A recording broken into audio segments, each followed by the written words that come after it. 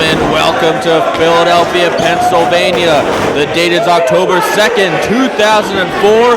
I'm Jimmy Bauer, joined by Mark Nolte on a very special night. You saw the opening clip. Jim Cornette and all three members of the Midnight Express are here in Philadelphia tonight to be reunited. Jimmy, Philadelphia, if there's any place that the Midnight Express belong and need to be reunited, it is in Philadelphia. And what a great way to start off the Midnight Express reunion with the ROH Tag Team Championship on the line as the Rottweiler combination of Ricky Reyes and Rocky Romero prepare to take on the Special K combination of Izzy and Angel Dust. What a great night and what a great place for the Tag Team Championship to be defended in front of maybe the greatest combination of all time, the Midnight Express. And you see at ringside for Special K, Izzy's girlfriend Lacey, Becky, I believe Dixie is out there, Cheech, and of course in the corner of the champions, the Rottweilers, you have Julia Smokes, as we have Angel Dust in there with a headlock on Ricky Reyes. Yo, Becky! Jimmy, I've been in situations before where you've had a legend. I've run cards before where Luthez showed up. There was an electricity in the locker room where every wrestler elevated their match that night to put on a show for Luthez. It's the same way with the Midnight Express, especially with the tag team matches that are going to be here tonight. I promise you, Reyes and Romero, as tag team champions, are going to be especially fired up to put on a show in front of perhaps the greatest tag team combination of all time. Not only that, but this is the first time in 15 years that Cornette, Eaton, Condrey, and Lane are all together in the same building, and the very first time that Lane and Condrey are on the same side. We're going to have a very special ceremony for them later on tonight, but right now we have tag team title action. Izzy in there with Reyes. This is a rematch of Scramble Cage Melee, August 28th in Boston. Special K, at that point it was Izzy and Dixie taking the Rottweilers to the limit, almost scoring a major upset, but in the end Dixie was pinned. Lacey blamed Dixie for the loss, said that maybe Special K could get the victory if Izzy had a real tag team partner, and now we have the rematch with Angel Dust in there. I think that this is the problem when you've got women in professional wrestling trying to play their version of fantasy football. The only thing Lacey knows about wrestling is that she can't do it. Izzy and Dixie are former ROH Tag Team Champions, and like you said, Jimmy, they took Reyes and Romero to the absolute limit, and a break here or two in the match, they might have come out on top of that match. To change the chemistry of that is like starting over from scratch.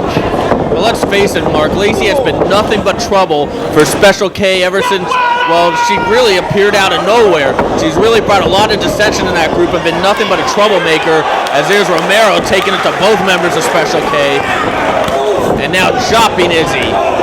And Special K, they have been on that losing streak lately. They are looking to break that. Well, and it should be pointed out that it was Izzy and Dixie's, it was their effort that got them this tag team match, despite the fact that, as you said, they've been on somewhat of a losing streak in the last few months. And there you see a nice combination there by Izzy, ending in that moonsault dropkick, and now it's taking it to Reyes. And there's Angel Dust showing he's not going to be intimidated by the tag team champions. Julius Smokes trying to get his troops under control. And there's a fake out by Angel Dust. Well, and you talked earlier about what an upset it would be if Izzy and Angel Dust won this. But I promise you, in Special K's mind, it wouldn't be an upset. It wouldn't have been an upset in Izzy and Dixie's mind a few months ago, or a couple of months ago, if they had won the tag titles. Izzy and Dixie are former champs, and in their mind, that will always make them legitimate contenders. They never come into this considering themselves underdogs. There's that special confidence no matter how well the champions are wrestling. There you see the cockiness by Rocky Romero, and it should be noted also that Special K, they were known for partying. They were known for going to the ring under the influence of various substances in 2003. This losing streak has made them more serious. It has brought them down to earth. They are now coming to the ring straight. They are now taking pride in their matches, and they would love nothing more than to get back to the top by winning the tag team titles, but Rocky Romero is not going to back down. They're no longer Ricky Williams' favorite tag team. Romero now taking Angel Dust in the corner, whipping him corner to corner. Gets met with a back elbow. And notice how quickly Angel Dust going right back to the arm, keeping the offense going with that Cobra clutch into a backbreaker. And Becky's loving it. And look at Lacey. She doesn't even seem to care. She only cares when her boyfriend's in there. Well, we talked about how did you put it? All kinds of substances and all kinds of influences that Special K were thought to be under. Well, women can be just as addictive as any narcotic. But right now you've got Izzy going for the cover. Kick out by Reyes. And, that can be just as big of a distraction as any mind-altering substance there is. Well, I mean, Lacey is definitely a distraction at ringside. She is absolutely smoking, no doubt about that. I've been a big fan of Romero and Reyes for a while. This was a major accomplishment for them, but I'm not sure if you consider it an upset. Nice Greco-Roman backdrop. There's the tag to Romero. Romero is so aggressive. This is the thing about the Rottweilers here. There is no duo more aggressive than them. No hard hitting. Their strikes, their kicks, their innovative double team moves that we're seeing right here. And that almost decapitates Angel Dust. In a lot of ways, this team reminds me of the Lane and Eaton combination of the Midnight Express. They're just so aggressive, just like Lane and Eaton were. You're 100% right about that. And they're so fluid as a team. Right now, you're looking at Reyes in the ring, and he kind of reminds me a little bit of Bobby Eaton, where Romero kind of a little bit reminds me of Stan Lane, a little bit flashier, a little bit more flamboyant, a little bit more of a showman. But together, they're very fluid. They make very few mistakes in their matches. I'm not saying that you can't take the advantage from them, but you have to take the advantage from them. Very rarely will they make a mistake in the ring. Angel Dust is definitely in the wrong corner right now, and the Rottweilers taking full advantage. I mean, is this really necessary for a team of this kind of skill to do? A choke, a boot across the throat of Angel Dust? Actually, it is. Yeah, you may not appreciate it. It may not be, pure wrestling, but at the same time, it's very effective. If you can't breathe, you can't win. And right now, Angel Dust, he's trapped on the outside. Romero posing a distraction on the inside of the ring. Julius Smokes and Ricky Reyes taking full advantage. Yeah, there's a little, as always, a little bit of sunshine always gets put on history. The Midnight Express now are respected for being a great tag team, and they're reveled in their accomplishments. But they used just every shortcut, and a lot of times were just as disliked as Reyes and Romero are. They use a lot of these same tactics. As here's Reyes with a 2 count after a nice slingshot swanton into the ring. Reyes and Romero, they haven't held the belts that long, but now they're getting to the point where you can see them gaining confidence as champions. They're definitely gaining momentum, especially after that Ultimate Endurance victory at Glory by Honor 3. But look at that! Angel Dust firing back, double foot stomp to the back of the head, and Becky's urging him on. She wants to see him make the tag. So does this crowd in Philadelphia. He needs a tag. He's trying to inch his way to the corner, kicks Reyes off. Romero's tagged in, and here comes Izzy. And Izzy explodes into the ring. Look at those forearms. Izzy knew he was close on 828 of Boston. Firing with kicks on Romero. He's got a cover. There it is. Paul Turner just a 2 count. Izzy's got to cover quicker, and he's got to hook that leg. The more serious Special K is being effective right here. Back elbow. Sliced bread number 2. No boost needed. That's an Izzy patent move. And there's a cover. Reyes not taking any chances, making the save for his partner.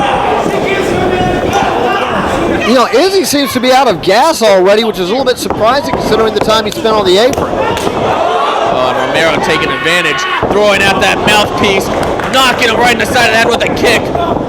Oh, look at that. Izzy, though, grabbing it. No. Beautiful reversal by Romero into a submission. Angel Dust is going to have to come in here now and make the save. And Angel Dust wasting no time, and he's got some quick feet that you have to watch out for. Look how poised Romero is. Izzy comes in fresh. Romero survives the big assault, keeps his composure, gains the momentum. And now there's trademark Special K double team move. And they each have a half crab. Oh, and there's Reyes once again wasting no time in cleaning house and saving his partner. This is why I don't like using 3 or 4 limbs to lock up one limb like that half crab combination did. That definitely left them open for this assault by Reyes. Paul Turner losing control in this one. Oh, an electric chair by Angel Dust. That might have been it if Romero didn't make the save, although Paul Turner has to start paying attention to the legal man. I think he kind of lost track of that. See, I didn't want to say that this time. But you're right, I do believe it's Romero as the legal man. Julius Smokes up on the apron. And Paul Turner wisely trying to get Julius Smokes out of the action. And you notice once again Lacey not caring when Angel Dust is on offense. And what's Reyes doing? Oh, beautiful German. And he holds on. And it's going to roll through it. How many of those can Angel Dust take? And look at him blocking it. He hooked that leg. He blocked that. He blocked it.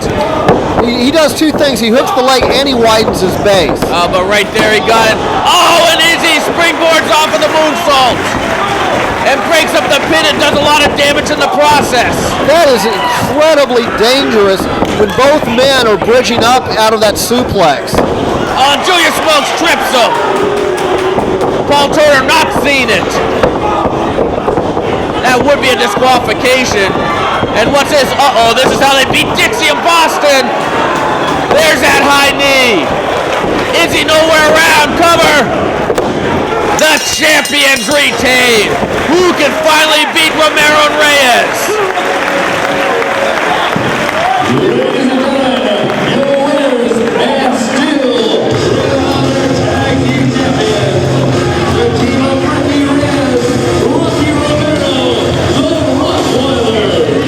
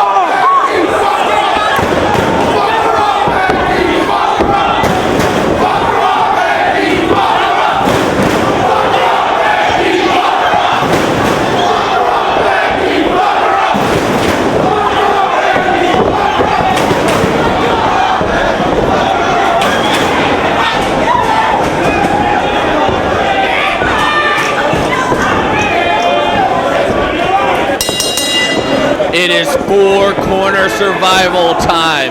The first fall wins it. Jimmy Rave as cocky as ever in the ring. He has Prince Nana and the Outcast Killers in his corner. Of course, you have to watch out for the Embassy. And he's locking up right now with Josh Daniels. On the outside, Trent Acid, who professes to be the king of these multi-person matches. Oh, we got a quick pin. No, Josh Daniels reverses it. A couple of quick 2-count Shining Wizard attempt. Daniels ducks as the action starts out hot and heavy, and I was interrupted in saying that BJ Whitmer is the other guy on the outside. Now, Daniels gets a slap when he tries to shake hands. Jimmy Rave has come out very aggressive. And Jimmy, it should be pointed out that a lot of times in these multi-person matches, that guys will come out and make sure that they're covering their backs. But Jimmy Rave has taken the opposite strategy. Has come out here very aggressive trying to catch a quick pin. But Jimmy Rave has definitely been a changed man since he joined the Embassy, since he got under Prince Nana's tutelage and Prince Nana's pocketbook. I mean, this is a very humble individual, a guy who was trained and mentored by AJ Styles, and now he's taken AJ's finishing move, the Styles Clash, and renamed it the Rave Clash, and claims that he invented it. I mean, ever since he made that visit to Prince Prince Nana's kingdom in Ghana, West Africa, and he got the rub downs and fed grapes by Prince Nana's female servants. I mean, he's really been a changed guy. So Jimmy Rave, you know, it's interesting. I saw Jimmy Rave about 3 years ago when he was literally a teenager. And Jimmy Rave not only spends a lot of time in the ring perfecting moves, but you can tell Jimmy Rave is spending a lot of time in the gym as he's starting to fill out. Prince Nana has definitely lit a fire underneath him. And you know Prince Nana would love nothing more than to see Jimmy Rave defeat Josh Daniels here. Josh Daniels was in the embassy for a cup of tea, and basically he had a couple of matches under Prince Nana's tutelage, decided he wanted to be serious. He didn't want to live that kind of lifestyle. He wanted to earn everything he got, and he's doing that with those chops, and that's why he walked away from the embassy. Well, there was something, I don't know if I turned down those rub downs over at Prince Nana's palace. We're not going to spend the whole match talking about rub downs, are we? Right now, Prince Nana is just thinking about Jimmy Rave getting out of there as Rave tags in Trent Acid. Yeah, that's what Josh Daniels says, but you have to wonder if there was more than that. Obviously, there was something about the embassy that Josh Daniels goes for the springboard. Look at Jimmy Rave on the outside, and B.J. Whitmer catches him. Greco-Roman backdrop and plants it. B.J. Whitmer, the breakout star that Harley Craze claims is going to be one of the future superstars in professional wrestling. Now goes for the cover. And look at that, Allison Danger has made her way to ringside. Of course, Allison Danger wants to see B.J. Whitmer and his partner Dan Moff destroyed. There she is yelling in, telling Trent Acid to kill B.J. Whitmer. Dan Moff, oh, there's a nice Northern Lights. 2 count only. Whitmer with the vertical suplex into the Northern Light. What is this, useless women at ringside night? Well, Allison Danger wants to see Whitmer destroyed. Dan Moff not here tonight. He is on the sidelines with an injured shoulder as a result of what happened at Glory by Honor 3. But I tell you one thing, what about Mick Foley calling ROH Ring of Hardcore and then endorsing Moff and Whitmer? It doesn't get much bigger than that. Well, and I think it's something that Moff and Whitmer earned. You go back to that incredible Chicago street fight that they had with Ace Steel and CM Punk, beating Ace Steel and CM Punk in perhaps the most brutal and intense match that I've seen in several years. Who will ever forget the barbed wire? Who will ever forget the fans throwing chairs in the ring? Here we got a cover after a power bomb. I mean, that's one match of Death Before Dishonor Part 2 no one will ever forget. And Moff and Whitmer have had one hardcore battle after another like that. Don't forget the very last show, Ultimate Endurance. They took Reyes and Romero to the limit, surviving that Ultimate Endurance, but in the end they took too much of a beating throughout the course of the whole night. And, you know, we saw Becky and Lacey almost get into it after the last match. Now we're seeing Allison Danger at ringside. And I think a lot of these guys, there's 4 men in here that really need a win if they want to get into, get into the contenders ring. Well, Allison Danger, oh, big clothesline by Daniels. And I was about to make the point that Allison Danger has really gone off the deep end. I mean, what's with that dress that she keeps wearing? She has been absolutely delusional since Whitmer and Moff have left the prophecy, and now she's just hell-bent on destroying them. And of course, she still owns their contracts. There's the Northern Lights by Daniels. 2 count from ref Gary Moore. You so much can't hit it. Prince Nana pointed this out, and it is a valid point, that Josh Daniels, his career really has not progressed since he left the embassy. But Josh Daniels, wow, nice swinging neck breaker there by Jimmy Rave. Josh Daniels is a youngster in this business, a guy who's starting at the bottom, and he's got all the potential in the world, and I wouldn't be surprised to see him make his way up to the top one day. But he is taking the long road. He is trying to earn each victory, learn each lesson, and climb the ladder as he tags into Trent Acid now. And all Allison Danger cares about is seeing B.J. Whitmer get destroyed here. Let's see if Trent Acid can do that. Acid whipping Whitmer in. Double knees.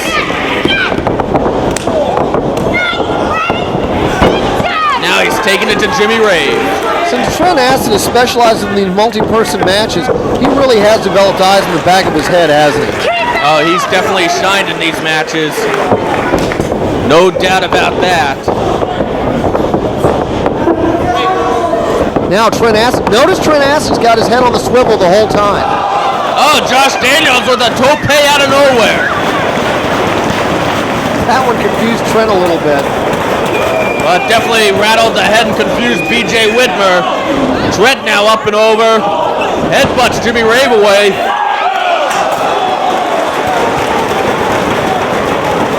And he scores with that Asaya moonsault. Now Jimmy Rave really needs to get somebody in the ring at this moment since everybody's down and try to score. It looks like he got that right in the mush. Josh Daniels sideswiped Jimmy Rave. Jimmy Rave was indecisive and it cost him. That's the one thing about these multi-person matches, Jimmy. You have to be decisive. You can't sit there and hesitate. If you hesitate, you're going to get sideswiped. You always have to be aware where everybody else is. In addition, if you go for a pin or submission, you have to make sure no one else is around. As we have a struggle on the top rope, Rave winning that one. And here comes Whitmer, and he gets caught with that Hurricanrana. And a Shining Wizard. A Yakuza kick.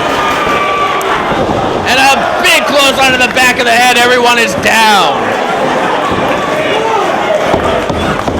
Four guys have a lot riding on this. Prince Nana wants to see Jimmy Rave take the victory home for the Embassy. Allison Danger wants to see B.J. Whitmer get it maimed and injured. Josh Daniels needs the win to climb the ladder.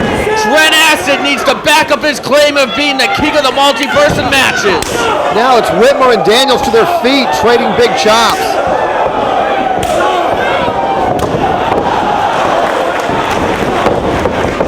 And now it's Josh Daniels. No, Whitmer's going for that exploder. Daniels blocks it, going for the German. Yes! Of course, B.J. Whitmer and Moff, they've had their troubles with the Carnage crew.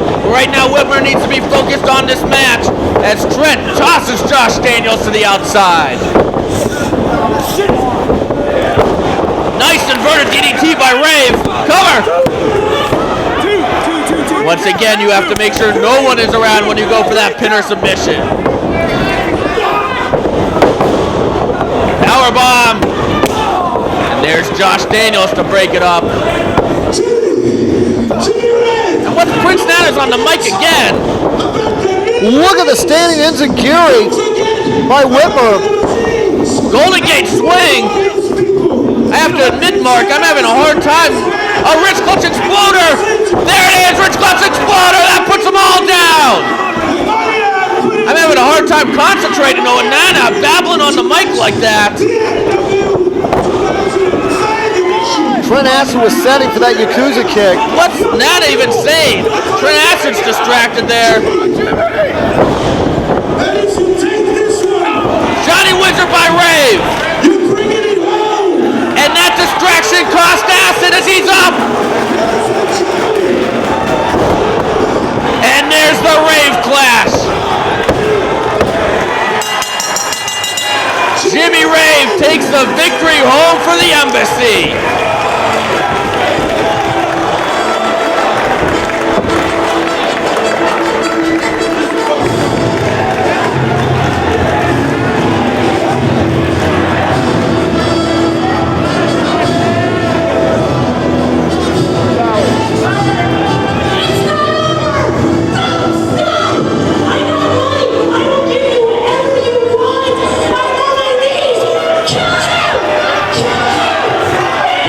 Allison, she is absolutely out of her mind. She is just obsessed with seeing Whitmer lose his career here. She's offering money to Nana. He doesn't need money. Oh, she's not offering money to Nana. Well, the Embassy, they're walking out. He's got enough girls like that at his palace, except they're not insane. Not even with a steel belt and radio counter. Josh Daniels looks a little perplexed. He's waving it off. I mean, how do you treat someone like this? Uh-oh, Mark. Allison Danger better look behind her. Whitmer's gonna get his revenge right here. And there's Allison Danger scurrying for her life. This is just like we saw Glory by Honor 3, but Mick Foley's not about to come out here. This is almost like we saw Basic Instinct. Hold on, it's Luke and DeVito. The Carnage Crew. They've been having their battles against Moff and Whitmer lately. And Moff's injured tonight. Moff is not here tonight. He is out with an injured shoulder. Just one of those lingering injuries, but BJ Whitmer's in a bad spot. Carnage Plex. Of course, Moff and Whitmer went after DeVito's knees with chairs at Glory by Honor 3. These two teams have been costing each other victories too. We saw it at Scramble Cage Melee when Moff and Whitmer cost the Carnage Crew a victory, and the show before that, Testing the Limit, the Carnage Crew defeated Moff and Whitmer, and what are they doing now? Oh, we saw them put Danny Daniels out at Reborn Completion. You know what, BJ? A couple weeks ago, Mick Foley came out here and welcomed you guys to Ring of Hardcore. Tonight, we welcome you to the Carnage Crew's Ring of Hardcore. It looks like the Carnage Crew are upset that Mick Foley snubbed him when he mentioned Ring of Hardcore, and it looks like Loca DeVito don't care about Alice in Danger.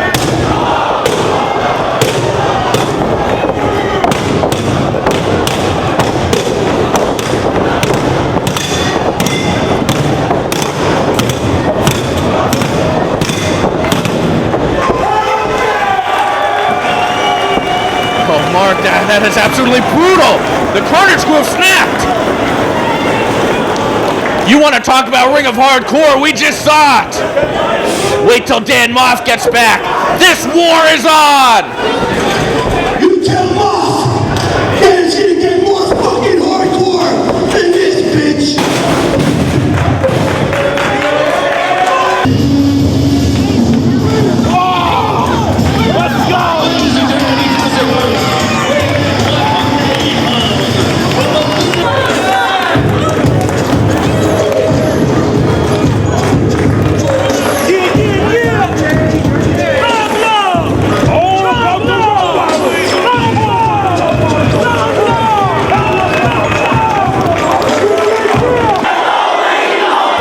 This is a special challenge match.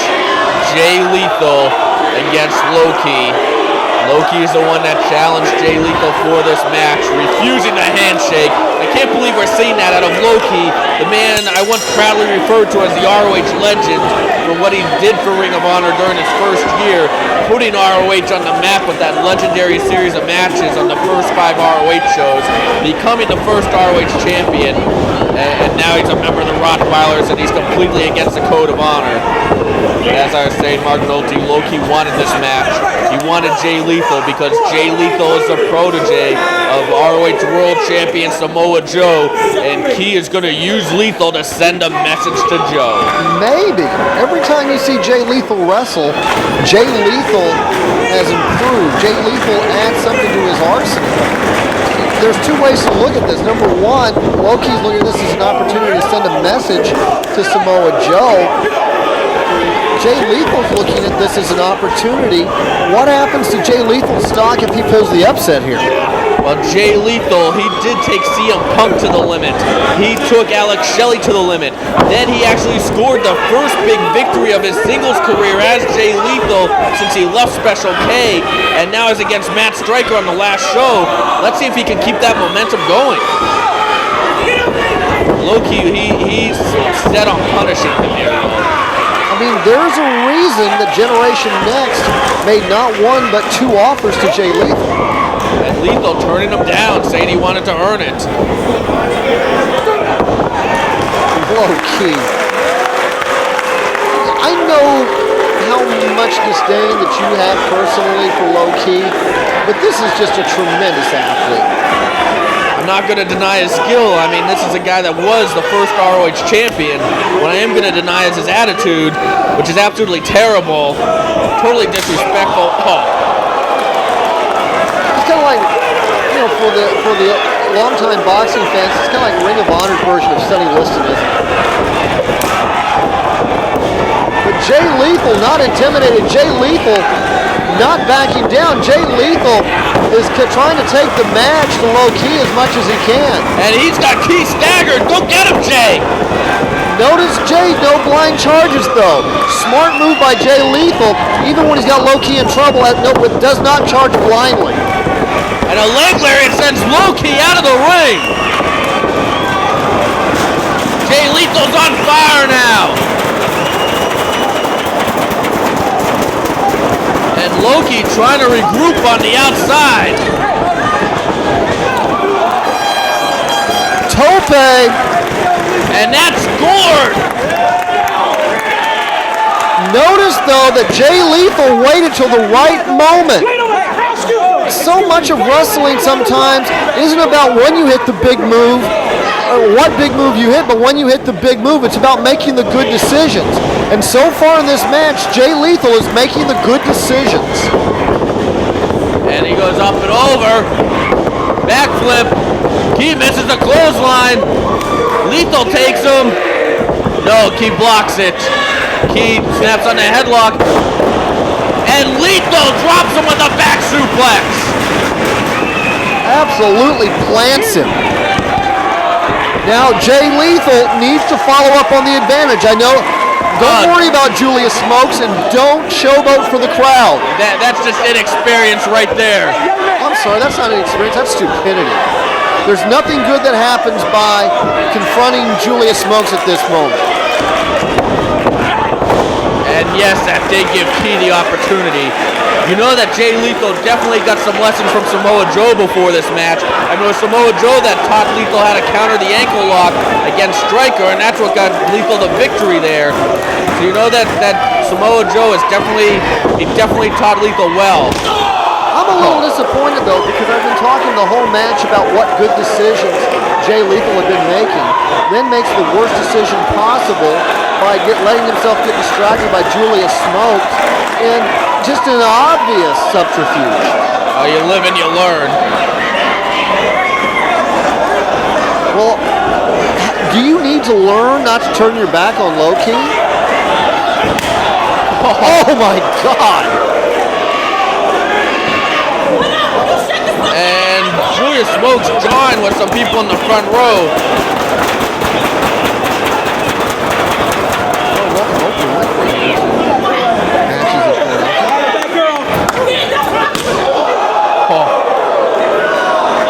Low-key so punishing, so bruising. For all the good decisions Jay Lethal has made in this match, when you're going up against somebody the caliber of Low Key, all it takes is one mistake.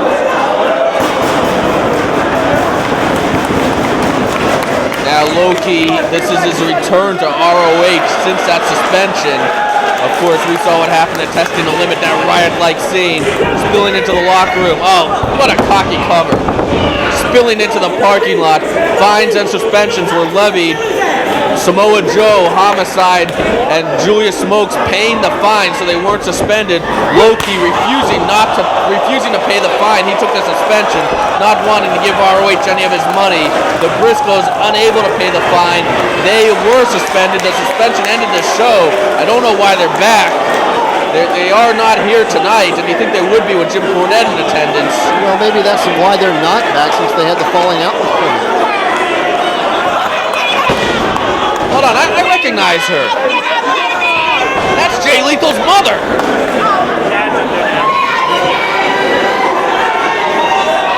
And Key, look, he keeps looking over, he keeps taunting her, but Lethal's showing some fight. There you go, Jay.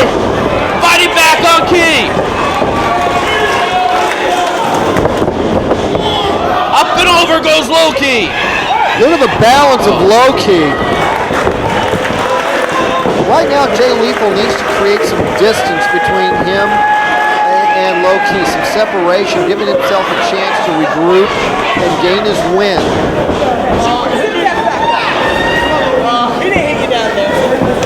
Low Key now going for a cover. Well, Jimmy, if you recognize Jay Lethal's mom, figure 4 leg scissors across the neck. You know, sometimes this can even be used as a sleeper. He could definitely choke the life out of Jay Lethal with this hold. And look, he's turning Lethal around. He is taunting Jay Lethal's family. Well, Jimmy, if you recognize Jay Lethal's mom, then bet money so does Loki. There's no doubt he does. He is taunting Jay Lethal's family. Absolutely disgusting. Absolutely deplorable.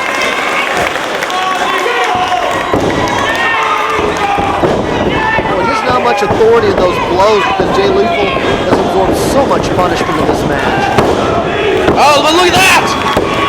Oh, not enough.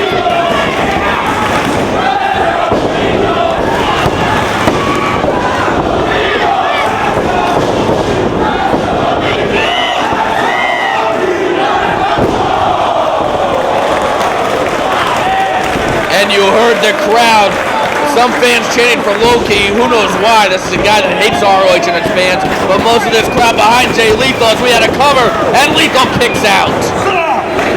When Jay Lethal is trying to trade blows with Loki, he's taking a brutal beating. When he's trying to wrestle with Loki, he's more than held his own. Loki now slowing things down and applying that chin lock, wearing down Lethal more. And look at this, once again, facing Lethal towards his family. And there's also a message being sent here to Samoa Joe. Low-key, as you mentioned, Jimmy, the first ROH champion. But everybody, that seems to be forgotten by a lot of people in the wake of Samoa Joe's incredible over 18-month reign as ROH champion. And when Loki returned at Reborn Completion to Ring of Honor, his first target was Samoa Joe. No one will ever forget that surprise. And wasn't it Low-key that said that he would never take counsel from the likes of Julius Smokes? Unbelievable what Loki's become here. As now he's climbing up.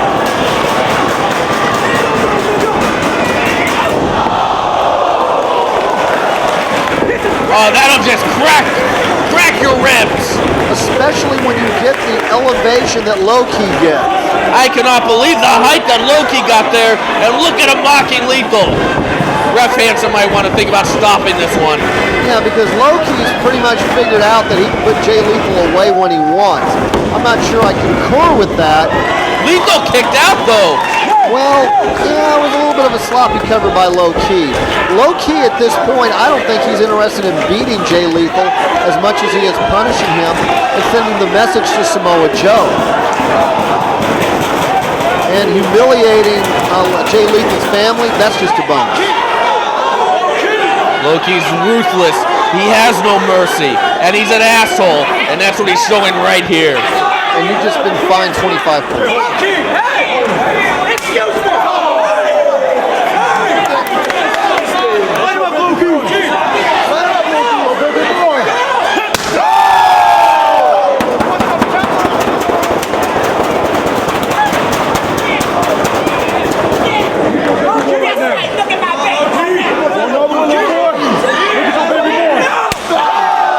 This is absolutely despicable and humiliating.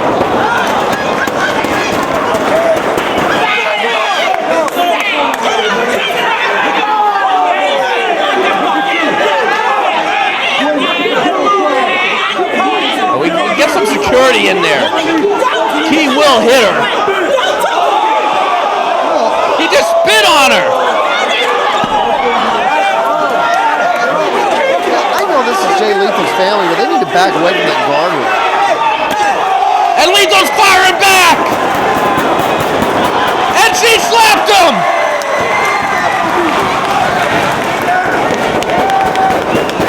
And Lethal's fired up!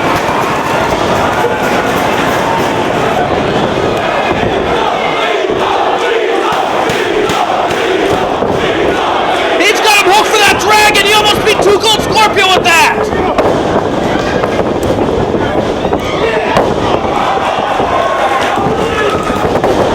Suplex scores! Cover! Almost beats him with the salto. Low-key was so involved with Jay Lethal's family, he gave Lethal a good couple of minutes to regain his composure. and then motivate. What's the better motivation than getting in an altercation with somebody's mother? And Lethal's taking it to Loki. Neckbreaker, down goes Key. Cover! Had the far leg hook. Loki barely kicks out. Now Jay Lethal. The one thing Jay Lethal needs to do as he advances as a wrestler, he needs to be able to put together combinations of moves. Right now, he looks like he's setting low-key, probably for another dragon. There it comes. He's got him hooked. Key fighting for his life. Key grabbing Hansen. Hooking the ropes now. Oh, and Key saved himself, and there's Jay Lethal. He's had enough of Julius Smokes. This is the second time when he's engaged with Julius Smokes. And he gets him. Oh, a capo kick by Key. And now one found its mark. Look at the expression on Loki's face. I don't think he expected to have as much trouble with Jay Lethal as he's having. I don't think he expected to get slapped by Jay Lethal's mother. That was great to see. Oh, and now look at this. He's just choking him on the ropes. Oh, no, he's got his mouth in the ropes.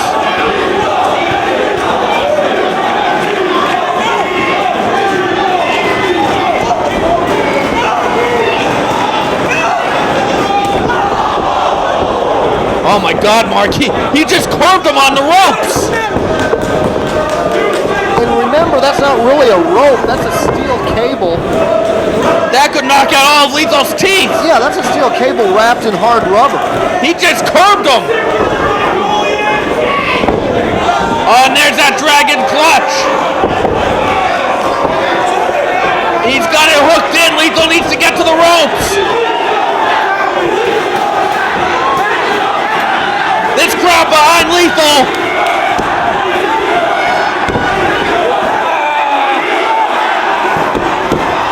Oh, and it was just too much. What an effort for Jay Lethal, and he needs to release that hold. He's made his point.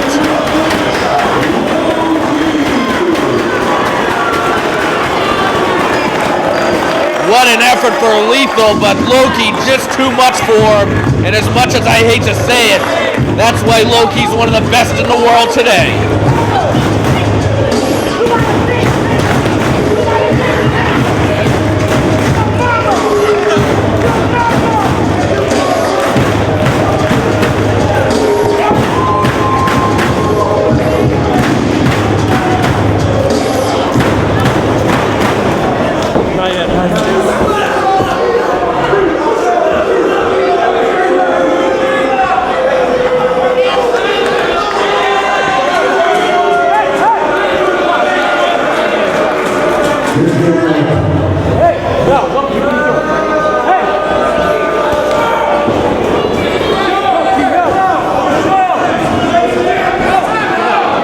So this is Jay Lethal. You just happen to be Samoa Joe's little protege. And just like everyone else, you ended up just another victim.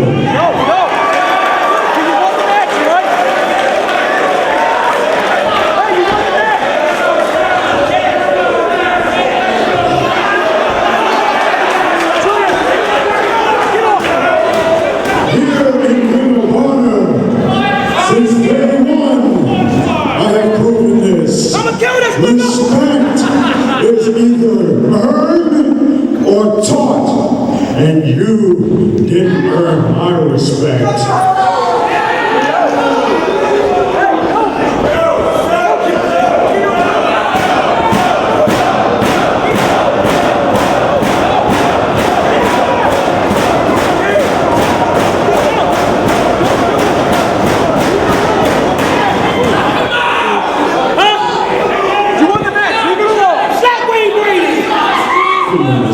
Get away, Brady! Leave him alone! You won your match.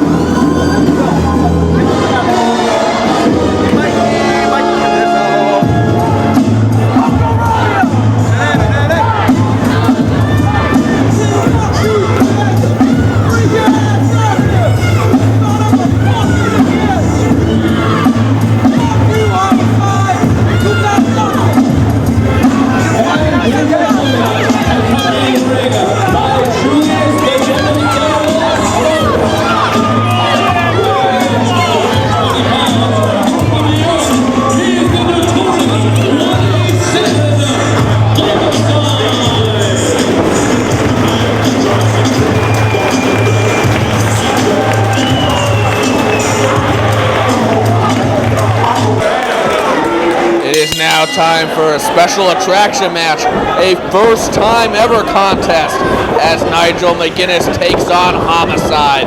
And of course, Julius Smokes is in the corner of Homicide. Nigel McGuinness, it's going to be an interesting contrast in styles here. Homicide, despite his reputation as a wild man, is actually a pretty good mat wrestler. I mean, and when I say pretty good, I mean well above average. Nigel McGuinness, of course, an outstanding mat wrestler. If this is a mat wrestling contest like it is now, you give the advantage to McGuinness. If it's a little bit more of an open match, with both guys being a little bit more aggressive and a little bit more brawling, then Homicide has the advantage. Well, Homicide can do it all. I mean, strong style, mat wrestle, go to the air, whatever it takes. Brawling. Nigel McGuinness, though, he does feature that European style, and I don't think I've ever seen Homicide in the ring with somebody who uses that style, including that cravat there by Nigel.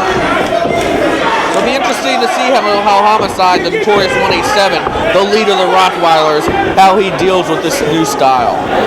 Well, notice that as soon as he got the cravat, it was Homicide taking straight to the ropes. Homicide didn't even try to counter with another wrestler. Now both are it's going to be a Greco-Roman knuckle lock as both combine the position here. If you're Nigel McGuinness, you want to keep as much of this match on the mat as you can. You want to stay out of the corners, and you want to stay, by all means, you want to stay away from Julius Smokes. Overhand wrist lock takedown by McGuinness. Now McGuinness, who is so inventive with his offense, as now he's going to scissors the elbow and then bring the elbow over, roll it over, and expose Homicide's shoulders.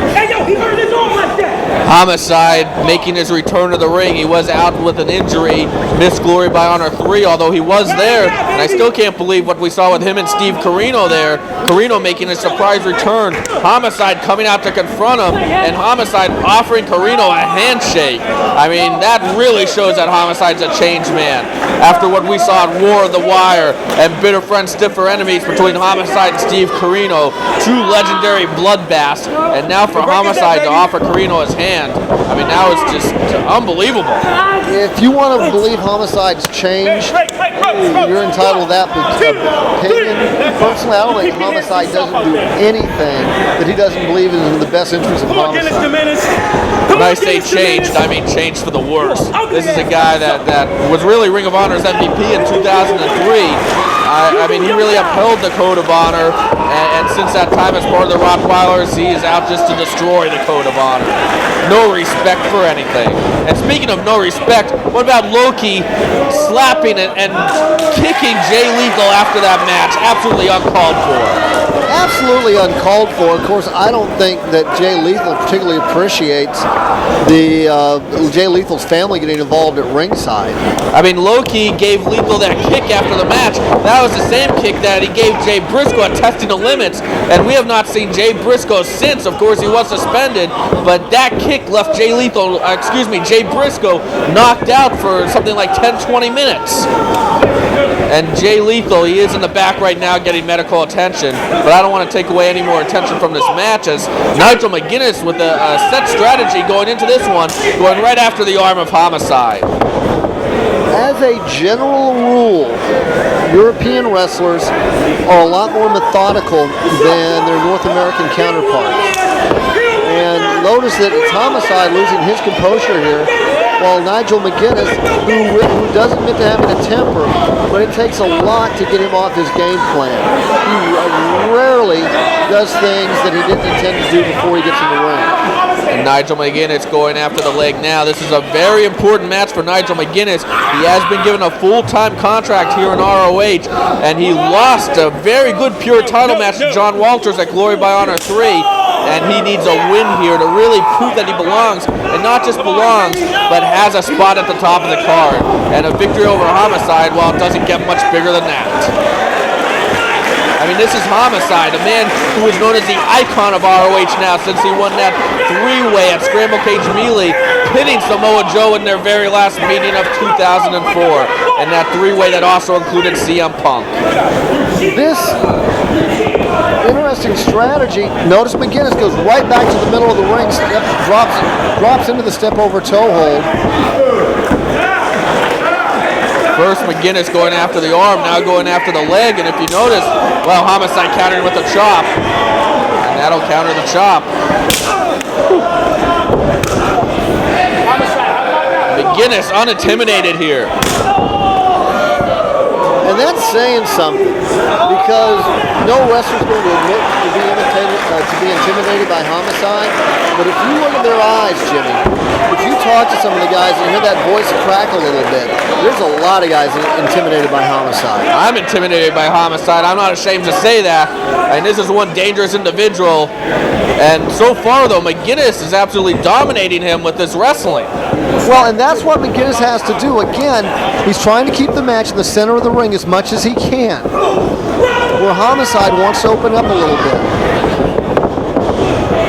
And there's Homicide, a nice stretch of his own.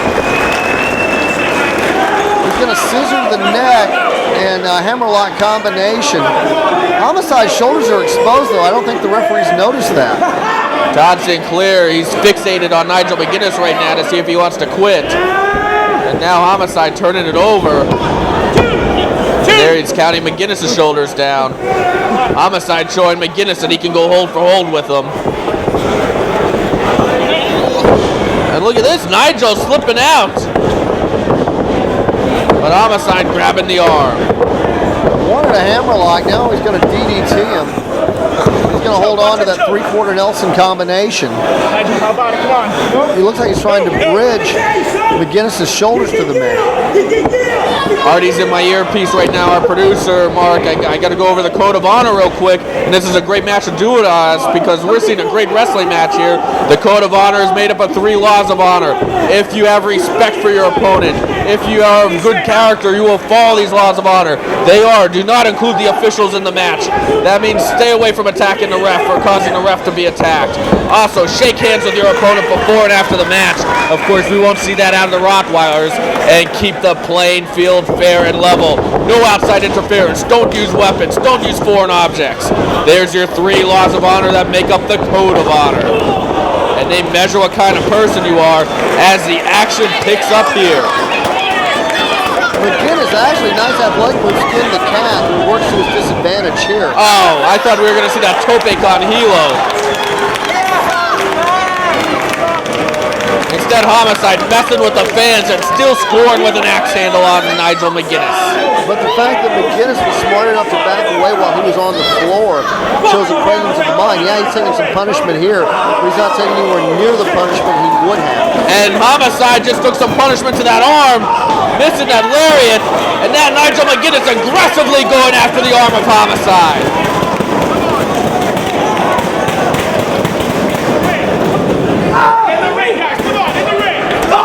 Not where Nigel McGinnis wants to be with Homicide. Well, so far he's taking advantage of his environment out there, ramming Homicide's arm into every piece of steel he can find. Well, at some point, Homicide's going to get his bearings, and nobody's more at home on the floor than Homicide is, Jimmy. McGinnis, though, taking him into the ring, Mark. Very smart work there by Nigel McGinnis. And look at this, McGinnis also goes right back to work on the arm. McGinnis, he started off with the arm, then he went to the leg, and now he definitely is capitalizing on Homicide's mistake and just torturing that arm. Well, that's the old school philosophy where you pick one body part, weaken it, and go after pinfalls. And look at that, Homicide trying to chop, and he hurt himself in the process. That arm must be screaming in pain. Oh, and Homicide, one of his favorite standbys, the thumb to the eyes. But McGinnis right back to the arm. McGinnis blocked the tornado DDT attempt. Now he's going to go for the... Oh, I thought he had him. I really thought he had him. Homicide's arm might be in so much pain that he might just blank out. And all it takes is 3 seconds. All it takes is 3 seconds. You would be shocked how long 3 seconds can be when you're trying to pin an athlete to the caliber here in Ring of Honor. Nigel McGinnis back to work on that arm. Of course, we have seen him use an arm submission in the past. Perhaps that's what his plan is. Homicide reaching for the ropes, but gets met with a backbreaker. Cover. And you notice right there a firm lock, a firm cover by Nigel McGuinness, not wasting any opportunities. And Homicide has to start mounting some offense soon.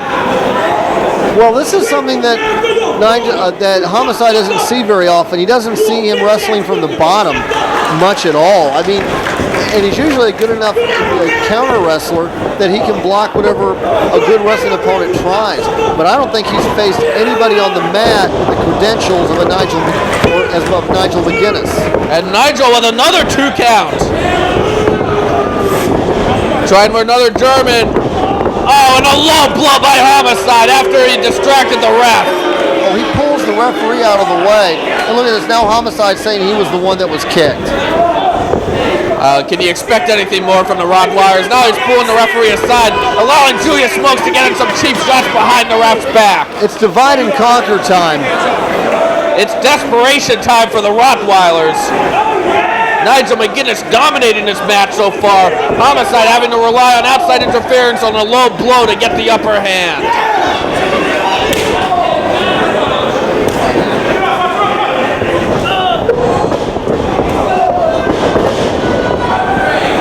That took as much out of Homicide on that exchange as it did Nigel McGuinness. Well, that arm is really bothering him. You notice anytime he tries a strike or a chop with that arm, he ends up injuring himself. As there's an example of it right there, going for that forearm, having to shake it out. And especially damaging is the fact it's his right arm. Well, that'll be a cure for you if your arm's bothering you. A boot right to the face on that face wash. Nigel McGuinness is in trouble now. And once again, the ref distracted, and Julius Smokes taking a cheap shot.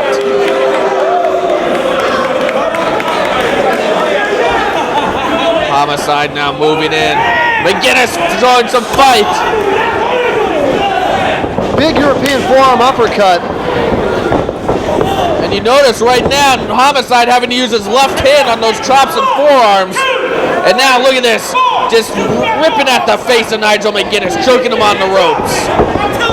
Now he's getting into it with the referee, which again distracts just enough for Julius Smokes to get involved again. Now look at Homicide talking to the ref, saying he's going to keep things fair and level, breaking the code of honor time and time again. Nice over the head, belly to belly with a release. Cover! And you notice Homicide not able to hook the leg because that arm is bothering him so much. This is something a lot of fans, when they see highlights of matches, don't see. They don't see the way a match builds. And Jimmy, you brought up a great point. It's that punishment that he took earlier in this match that kept him from doing what he might need to do that would have won the match right there. And did you see that? Another low blow while Julius Smokes distracted Sinclair. And now he turns that over into an STF. Homicide's own unique version of the STF, where he uses his knee in between the legs to add pressure. Now, right now, Nigel McGuinness, he has to turn around and get to the ropes. It's his only way out of this hold. And there it is. He gets the ropes. Of course, this is going to be another divide and conquer opportunity for Julius Smokes and Homicide. But no, Homicide's going to go right back to the legitimate attack and snap or flying mares McGuinness to the right to the center of the ring on the ROH logo. Now, Homicide, despite the fact that he's flying only on one wing, or without one wing, he's going to do a diving headbutt to the chest. Nigel. He had to go for the high impact there, and got him a 2 count. This is what happened, Jim. You brought it up earlier. That was a great point. When you do as much damage as Nigel McGuinness has done to Homicide's arm, you can't just reach back and grab a back leg. Homicide going for the home run again. This time McGuinness cuts him off. McGuinness now catching Homicide on the top rope there. Homicide's in a bad spot. Dragon suplex off the top rope by Nigel McGuinness. But McGuinness absorbs so much punishment, he is not able to make the cover. Both men down. Todd Sinclair counting them out. And what a great match we are seeing developing right here.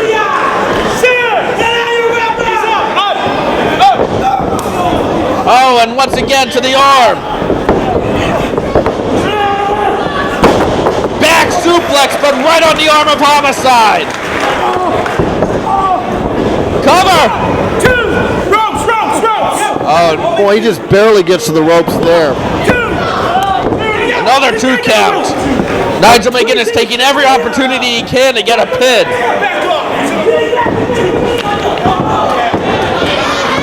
McGuinness showing a little frustration there. He better just concentrate on Homicide instead of kicking the ropes. Oh, face first, and that's right where that steel knob is, behind that padding. And that's not a lot of padding. Oh, a pile driver. Cover. A lot of fight demonstrated by McGuinness. Homicide likes to use that pile driver to soften up the neck for either that lariat or the cop killer. If he thinks... Well, the lariat might not be an option for Homicide here. Look at McGuinness, goes right back to the wrestling hold, reverse overhand wrist lock, and then just drops down. One impact on the arm, cover! Only a 2 count. Now McGuinness has no excuse for not hooking that back leg.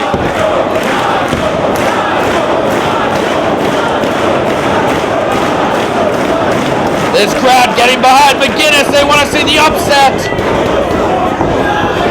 T-bone suplex, bridge. And McGuinness kicks out. It's going to take more than that to defeat Nigel McGuinness on this night. But if Homicide isn't favoring the shoulder when he hits that, could he have held him down for the count? He might have very well. As right now, McGuinness slow to make his way to his feet. Homicide with that injured right arm. Just grinding that forearm into the face and now choking Nigel McGuinness. And once again having to go for the left-handed forearm there instead of his more potent right-handed one. McGuinness, a big boot to the face. We've seen him do this before, that unique European style, and he catches Homicide.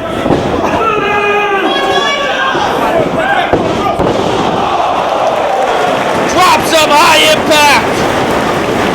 Cover. Oh, and did Homicide get his leg on the rope, or was that all Julius Smokes? I think that, I'll give Homicide the benefit of the doubt. I think that was him putting his foot over the toes over the bottom. I thought that happened before Julius Smokes got there. But now, McGuinness has got to figure out his next move. He's wrestled well. He's hit a couple of moves that he probably believes would have finished Homicide off, but they haven't. Now he's got to figure out what's left in the arsenal. Well, he's going up for the high-risk maneuver. And there's Homicide distracting the ref, and Julius Smokes pulling the leg of Nigel McGuinness, and Todd Sinclair once again missing it. Ace Crusher! Homicide signaling for that lariat. Can he absorb the pain to his arm to hit this lariat? I think he'd be willing to live with the pain for a couple of weeks if it meant winning this match. And he nails it, but that didn't have the same impact it normally has. Slow to make the cover, but there it is. McGuinness kicked out of the lariat. I already had this match written off, Jimmy. I really did. The lariat has put down Spanky. It's put down Bryan Danielson. And now Nigel McGuinness has kicked out. Homicide taking off the elbow pad. I don't know if that was a wise move. He looks like he's going for another one. Oh no, a kick to the arm. McGuinness now, he could be going for that submission. Homicide kicks out. Cop killer! Cop killer! No, McGuinness rolls through, up and over. Using those European counters. He has the arm now. Shoots at the leg of Homicide into a reverse court. He needs to follow up right away, though. He cranks that arm. Hold on, he's got a hook mark. He's got it hooked. He's got that arm submission. He's made people tap to this before. Homicide Homicide's going to be in a world of pain. McGinnis turns it over. He scores the upset. Nigel McGinnis has defeated Homicide.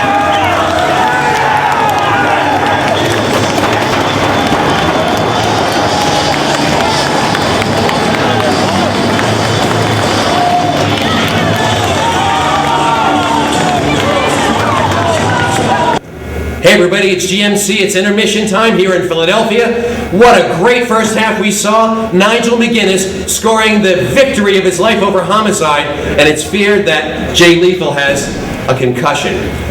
Right now, this is the cockiest group that I have ever been around. And you guys, what are you going to do tonight? This is the first ever 8-man elimination tag match. You have a plan, I guess. I'll take it from here, GMC. Jeez. You see, in these elimination matches, there tends to be a sole survivor. Tonight, there are going to be 4 survivors. Allow me to explain why. Let's take a look at our opponent, shall we? Jimmy Jacobs took him out, took his spot. Ace Steel took him out, took his spot. CM Punk took him out, and you guessed it, we took his spot. John Walters, you might have that pure title, but I think we're going to take your spot too and prove that that title is a hoax. Now you can bring whoever you want to your corner. You can bring God, you can bring Martin Luther King, you can bring Ricky the Dragon Steamboat. It really doesn't matter. We already made our name at Steamboat's expense. We'll do it again if we have to. Tonight, Generation Next ascends to the next level. All right, everybody, a big second half, including the world title match. Right now, before we go back to the second half, take it away, Sean Price. Thanks, GMC. I am here with the other half of this great big 8-man elimination tag team match. Guys, I know you're excited. It's Generation Next. Tell me, what are you thinking?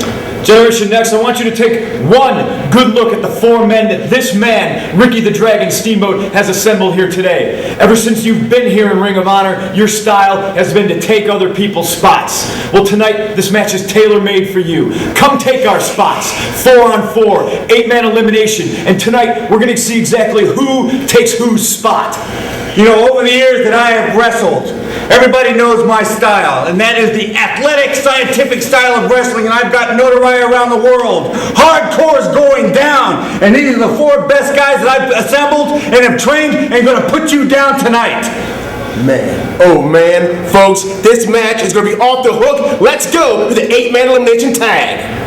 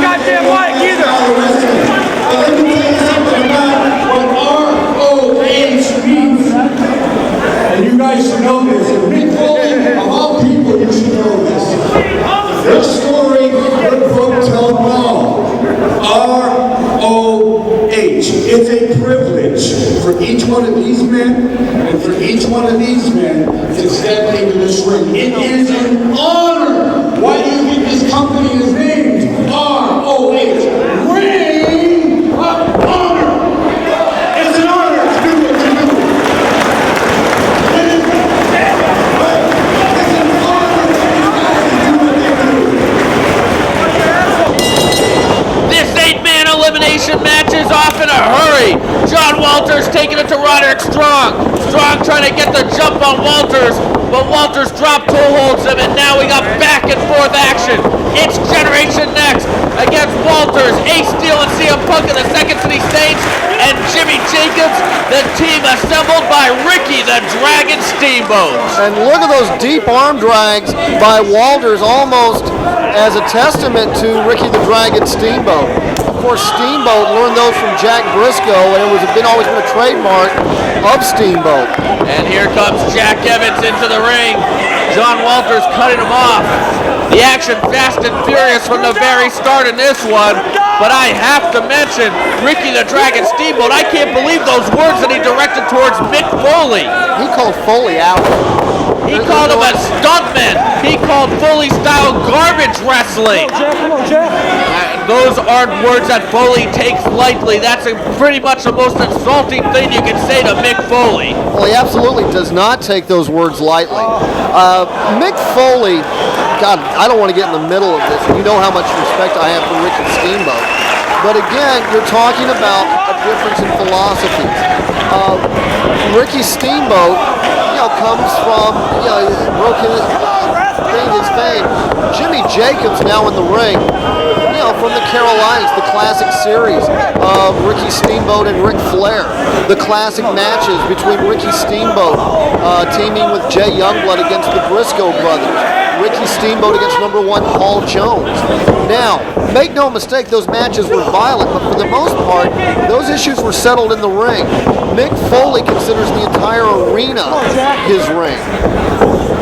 Jimmy Jacobs taking it to Jack Evans right now.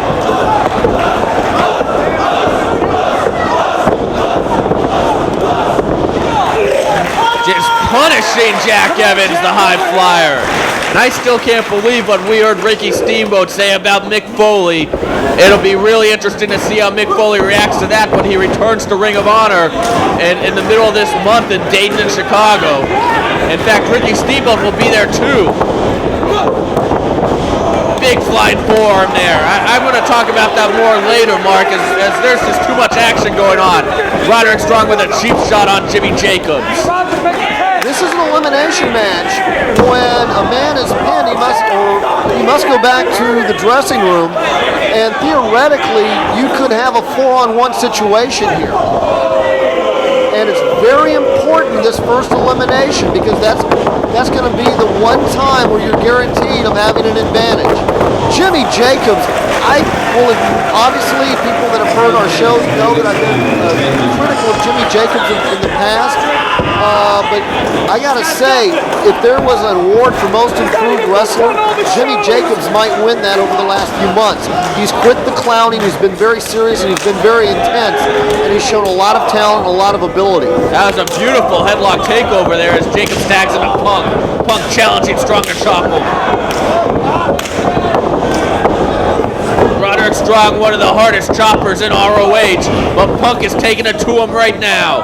8-man elimination match. There's never been a match like this in ROH before. Slingshot suplex. 2 count by Ref Hansen. I think it's particularly important that Steamboat's team gets the first elimination here, because the advantage with teamwork and continuity obviously go to Generation Next. We've seen teams pull off double team moves. Generation Next, one of the few combinations that I've ever seen successfully pull off triple team. And there's a back and forth with Strong and Walters. Walters scored with the drop kick. And it's important to mention that Walters is the pure wrestling champion. And he's looking across the ring at 4 men, all capable of taking that title from him. Ace Steel now in there. Ace Steel with a new haircut. Looks like a mentally challenged person cut his hair.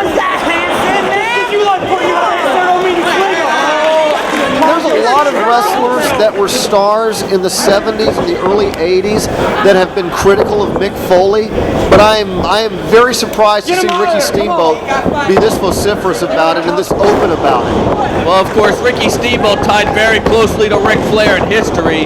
Now, Ric Flair did take those shots at Foley in his book, and if you saw, and there you see Generation Next trying to stir the pot there, with Steamboat's team remaining in control. As I was saying, Mark, if you saw, oh, hold on, what do we got here? I keep getting cut off, but there's just too much action going on. And there's Jacobs chopping Aries on the way down there, just mocking Generation Next with that. And it's breaking down, all control being lost. Well, earlier I said it was Generation Next that had the edge in teamwork and continuity, but so far it's been the Ricky Steamboat team that's looked more fluid in the ring. They're absolutely dominating Generation Next.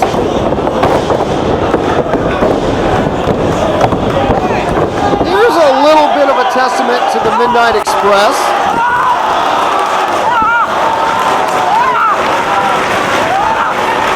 It's getting old school there with the rowboat.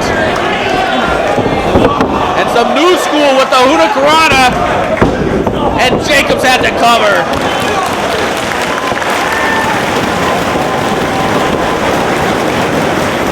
It looks like Steamboat has these guys working as a cohesive team. Of course, Ace Steel and CM Punk, no strangers to each other as a tag team. Jacobs going for something. Aries blocks it. Oh, now he's got Jacobs in a bad spot. And there's that Generation X triple teamwork.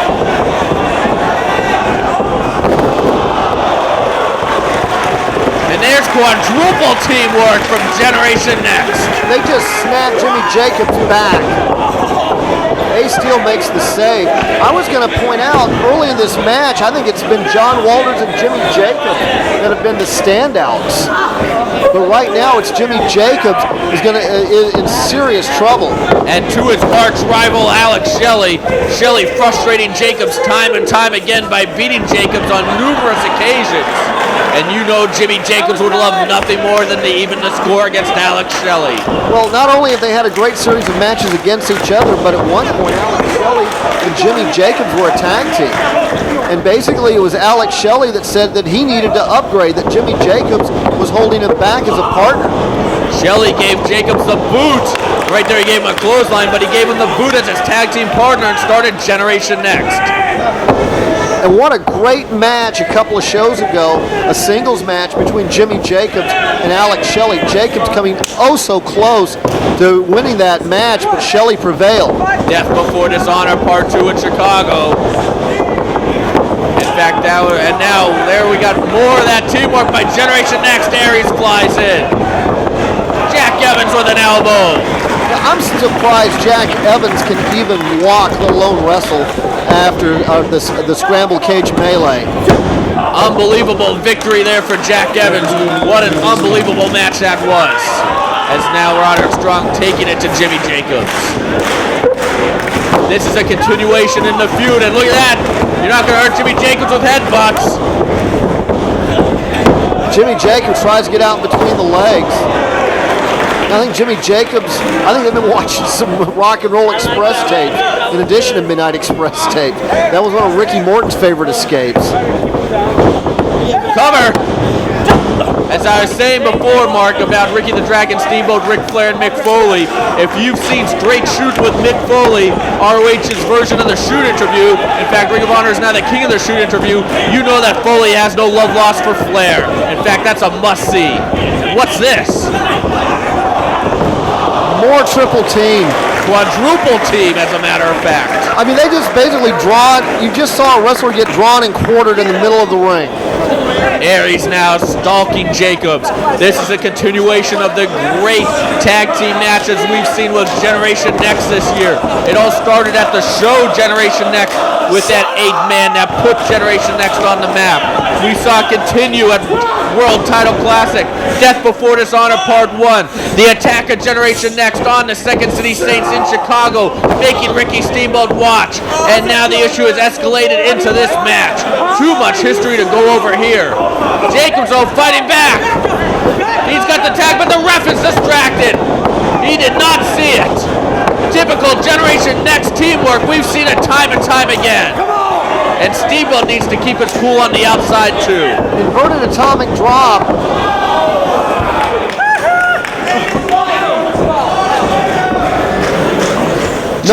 Notice the way they've centered the attack on Jimmy Jacobs' back and head. I agree with you, Jimmy. I don't think hitting Jimmy Jacobs in the head does much, but here it's going to become, looks like another snap suplex. No, instead he's holding him up there, letting him think about it. Jacobs trying to kick those legs, fight out of it, now going to the midsection. Roderick Strong showing that he's a powerhouse, keeping him up there. Brainbuster. And he just planted him there. Pulls him right into his own corner. Great teamwork. And immediately tags out. Alex Shelley in now. You're really seeing the difference between a combination that's been together for about 6 months and a combination having their first match together. Oh, and there's more of that triple teamwork. Standing shooting star by Evans makes it a quadruple team. Another one. Does anyone have better teamwork than Generation Next right now? Whether it's a regular tag team, a 6-man, or as we're seeing here, an 8-man. Well, and what makes them especially dangerous right now, because this is a tag team situation, the partners can put some type of a scenario together and give Jack Evans almost free range to hit one of his patented dives. And right now, Jimmy Jacobs in a bad spot. And he manages to duck that from Shelley. He's got Aries hooked. Here comes Jack Evans. He hooks him. Drops them both on their head. Jacobs needs to make the tag. Roderick Strong still out on the apron for ROH for Generation Next. The Philadelphia crowd hustling it up. They want to see the tag. Look at Austin Aries position himself between Jacobs and his corner. And Shelley going into the corner to distract him too. Double underhook by Aries. That's an opportunity missed for Jimmy Jacobs, and Aries scores. I'm going to disagree. I don't think that's an opportunity missed as much as smart tag team wrestling by Austin Aries for the block. You know, you have to ask yourself, the Midnight Express and Jim Cornette are up next, a special ceremony for. You're going to see Lane Condrey and Eaton all on the same side for the first time ever. Could you imagine Generation Next against Lane Condrey and Eaton in their prime? I'd love to see that, because we are seeing the way the Midnight Express were innovative in their day, Generation Next is being innovative right now. Well, and you're seeing a lot of the tactics that the Midnight Express revolutionized being used. I mean, Austin Aries almost, we used to call it the rolling pick to keep the partner from getting to his corner to take the tag. You've got a high flyer. I mean, Jack Evans has taken the aerial moves that Bobby Eaton used to the next level. I mean, you've got the consummate wrestler. I was always a big Dennis Condrey fan. I thought Dennis Condrey was so explosive. Reminds me of how explosive Austin Aries is. And Stan Lane, the flamboyant one, very similar to Alex Shelley. You can only dream of what Lane Condrey and Eaton against Generation Next would have been like. That would be like talking about if Roger Clemens were to pitch to Ted Williams. He'd beat him. Well, that's a debate for another time. As right now, Jimmy Jacobs, he needs that tag in a hurry. And Alex Shelley is causing John Walters to lose his cool, and this is exactly what you don't want to do against Generation Next, because they will take advantage behind the ref's back. And Aries just did it with a chair! Aries with a chair! Shell shock by Shelley! He's pinned many people with that! And Generation Next takes advantage of the situation. Jimmy Jacobs is out. But you got to give Jimmy Jacobs a lot of credit. He took a lot of punishment for a long time and hung in his foot a lot longer than most people will. It took a chair to beat him. A chair. But Alex Shelley scoring another victory over Jimmy Jacobs. And there's a flurry by Steamboat's team, but now once again Generation Next taking control. as Hansen finally getting some order, and it looks like we have Punk and Strong in the ring. And to the referee's defense, controlling these 8 guys for one, that's something that no one referee is going to do. When it breaks down, you can't really blame the referee. You just have too many guys, too intent to try to control. Generation Next using a chair behind the ref's back. They couldn't beat Jimmy Jacobs otherwise. They needed that chair. And that set Shelley up to get yet another victory over Jacobs. Punk now, though, he needs to start mounting some offense. Backslide. And he gets taken down by that clothesline. Steamboat's team playing catch-up now. Now CM Punk in no man's land. I've got to ask this one time, how bizarre is it to see Ricky Steamboat seconding CM Punk? After what we saw in Reborn Completion, no surprise there. Punk saving Steamboat from an attack by Generation Next. I know, but still. Now, Punk is a man of integrity, and he proved it that night. He took Steamboat's words to heart. What a feud they did have this year, though. Jack Evans with that suit, with that fisherman buster, showed his power there. When you think of Jack Evans, you only think of his aerial moves. Jack Evans surprisingly strong. Punk showing some fight, and this is what Steamboat saw in him. That's why Steamboat gave him those words of respect before Punk saved him. He gets cut off though with that back suplex by Aries. Generation Next, their goal is to take all the spots, and they've done just that.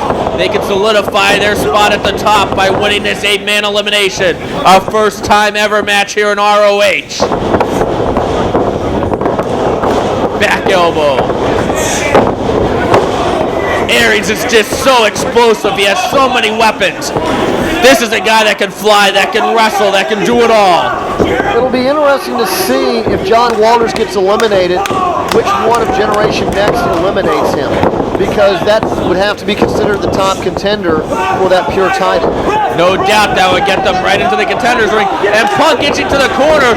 Generation Next distracting the ref once again. I'm not sure if there's a tag made, but either way the ref didn't see it. And now Generation Next switching without making a tag. Notice twice Generation Next has gotten somebody in their corner, and so far no one has escaped it. That was a nice double team by Strong and Evans. They've really come together as a great tag team. Well, they've been able to spot Evans perfectly, haven't they, in this match? They have definitely highlighted him.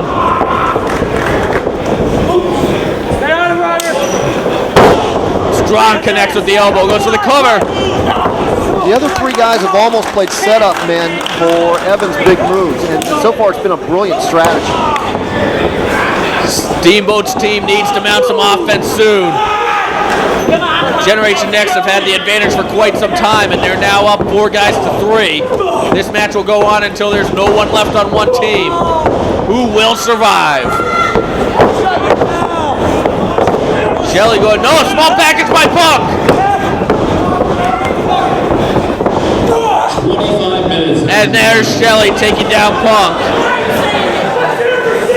Alex Shelley, talent on loan from God. Of course, his detractors will say that's because he has no talent of his own. I would disagree with that sentiment. Now he's just going to drop into a choke. Alex Shelley, without question, the leader of Generation Next. And, we talk about what a great field general somebody like a Brett Favre or Peyton Manning is. Or here in Philadelphia, Donovan McNabb is. Oh, look at Punk! Sorry to cut you off, Mark, but Punk mounting a big score there. Point out what a great job Shelley had done leading this match. But Punk's made the tag. Oh, and John Walters turns Evans inside out. He is clearing house now. Drop toe hold. Walters sets, DDT's still hanging on. And what a unique submission on Evans now as he is bending Evans in half. There's Shelley to break it up. Just too many numbers to hit that kind of a submission and score with it. Roderick hits his partner.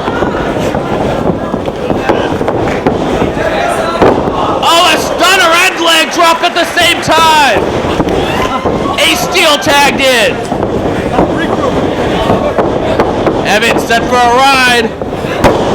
He gets planted.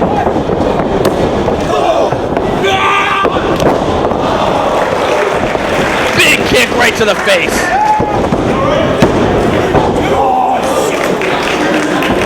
I am very surprised that he got out of that. I thought that was going to be the fall. Jack Evans is showing a toughness here. He is a tough kid. As he's trying for a backslide. No, Ace Steel comes out of it. Scoops up Evans. He's got him set. Spinal shock. Ace Steel puts people down with that. Cover. That's it. Jack Evans is eliminated. Not only does that even the match, but it also takes out Jack Evans, who has been hitting all these big aerial moves. They've been spotting area. They've been setting Evans up the whole match. Now he's out of it. So this is almost a double loss for Generation Next. Momentum in the favor of Steamboat's team. Oh, Ace Steel sent off the top rope by Alex Shelley. And what's Austin Aries doing? Oh, there's that crucifix bomb. Did he get him? Yes. Ace Steel has been eliminated. Ace Steel quickly eliminated by that crucifix bomb. Once again, Generation Next with the advantage as the action's going hot and heavy. Cover! Roderick Strong right there. And just like that, Generation Next has the advantage, 3-on-2. Right now it's Walters and Aries in the ring. You're looking at a potential pure title match right here. John Walters, he wants to bring prestige to that pure title. And now he's connecting with those boots. Oh, Golden Gate swing. 2 count. Punk making the save. Punk cannot afford to face Generation Next 3-on-1, because at that point Generation Next probably wouldn't just want to beat CM Punk. Yeah, after the way that CM Punk showed them up on a few occasions, they'd probably try to put CM Punk out of action permanently. The war has definitely raged there. The crowd showing their support for John Walters, but Alex Shelley puts him down with that punch and then measures him for that kick right to the rib cage. That'll make it hard to breathe. And look at Aries inviting Walters to make the tag. That's just cockiness for no reason. Yeah. If you've got the advantage, you need to press that advantage. And did you see that? Aries perhaps sensing that Walters was going to make the corner, knocked Punk off so Walters could not make the tag. You know, that was one of Bobby Eaton's mainstays with the Midnight Express. I'm telling you, Mark, I want to see it. Lane Condrey and Eaton in their prime against Generation Next. That'll be something else. Well, and it's interesting here in Philadelphia is this is where the Midnight Express combination of Lane and Eaton beat the Four Horsemen, Tully Blanchard and Arn Anderson, for the WCW World Tag Team Championship. It's going to be something else when that ceremony happens next. The first time all 4 members of the Midnight Express are on the same team. It looks like Alex Shelley's nose is busted. Yeah, there is some blood trickling from that nose. That'll make your eyes watery, make it difficult to see. And it's going to be difficult to breathe when you get your chest caved in. John Walters can't afford to take much more punishment, Mark. Their team is already at a disadvantage. Well, the strategy here is clear. They want John Walters' title, and of course they want to eliminate him. But this is a personal issue with CM Punk. And it looks very much like they have targeted Walters as the next one to go, try to make it 3-on-1 with Punk. Generation Next wants to prove they are the top faction when it comes to the Second City Saints. Walters now scoops up, plants some with that Hurricane DDT. That might be Walters' last hope. Steamboat urging him to get to the corner. Steamboat doing more than cheerleading there. Steamboat with some instructions. Well, that's the difference when you've got somebody the caliber of a Ricky Steamboat in your corner. He can do more than just offer moral support. You know, Ricky Steamboat, of course, former World Heavyweight Champion. Hold on, what's this? And Hanson didn't see it because he was with Punk. Roderick Strong trying to use the chair like they just did before against Jacobs. Punk has it though. Ref Hanson didn't see Roderick Strong bring it into the ring.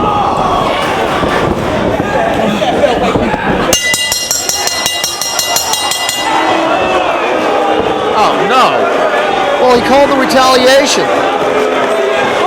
It was Roderick Strong who introduced the chair. Has disqualified CM Punk. Oh, Hanson only saw Punk with the chair. Well, and that happens a lot in all sports. The referee's going to see the retaliation. But look at Steamboat, he is irate. After that speech he gave about hardcore and garbage wrestling, and Punk used the chair. Well, Steamboat knows the referee made the right call, frankly. You know, the crowd's upset with the referee, but if you want to be mad at somebody, CM Punk had the option of just tossing the chair out of the ring. What's CM Punk supposed to do, though? They've already used the chair to defeat Jimmy Jacobs. They're bringing the chair in again. He just lost his cool. He was going for retribution. Well, and I understand that, but the referee usually sees the retaliation. You can't blame the referee for that disqualification. That is also a slap in the face to Steamboat, who gave that speech against garbage wrestling, and then you see a chair in there used by someone on his own team. The bigger story right now, though, is John Walters is at a 3-on-1 disadvantage, but he is showing some signs of life right here. He is showing some fight. Walters trying to wear down Austin Aries. Maybe go for a dragon suplex. He has to do something. Well, notice he's getting him out of the Generation Next corner. There is no one for him to tag to. Oh, a low blow. The cheapest of the cheap shots by Austin Aries. Aries in with a knee. Another knee. Aries has already pinned Ace Steel in this match.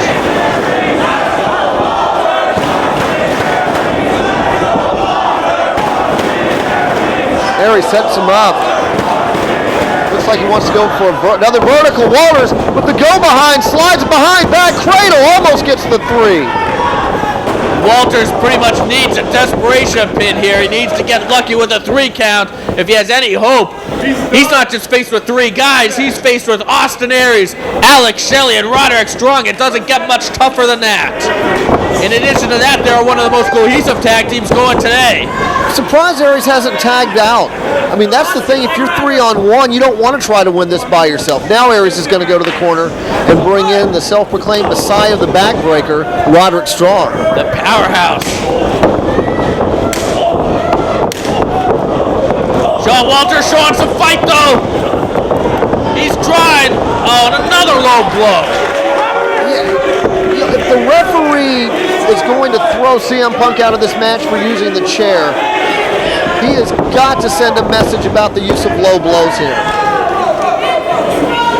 Questionable officiating, no doubt about that. Well, I'm telling you, I'm not saying it was necessarily the right call by CM Punk, but it's the only call he had.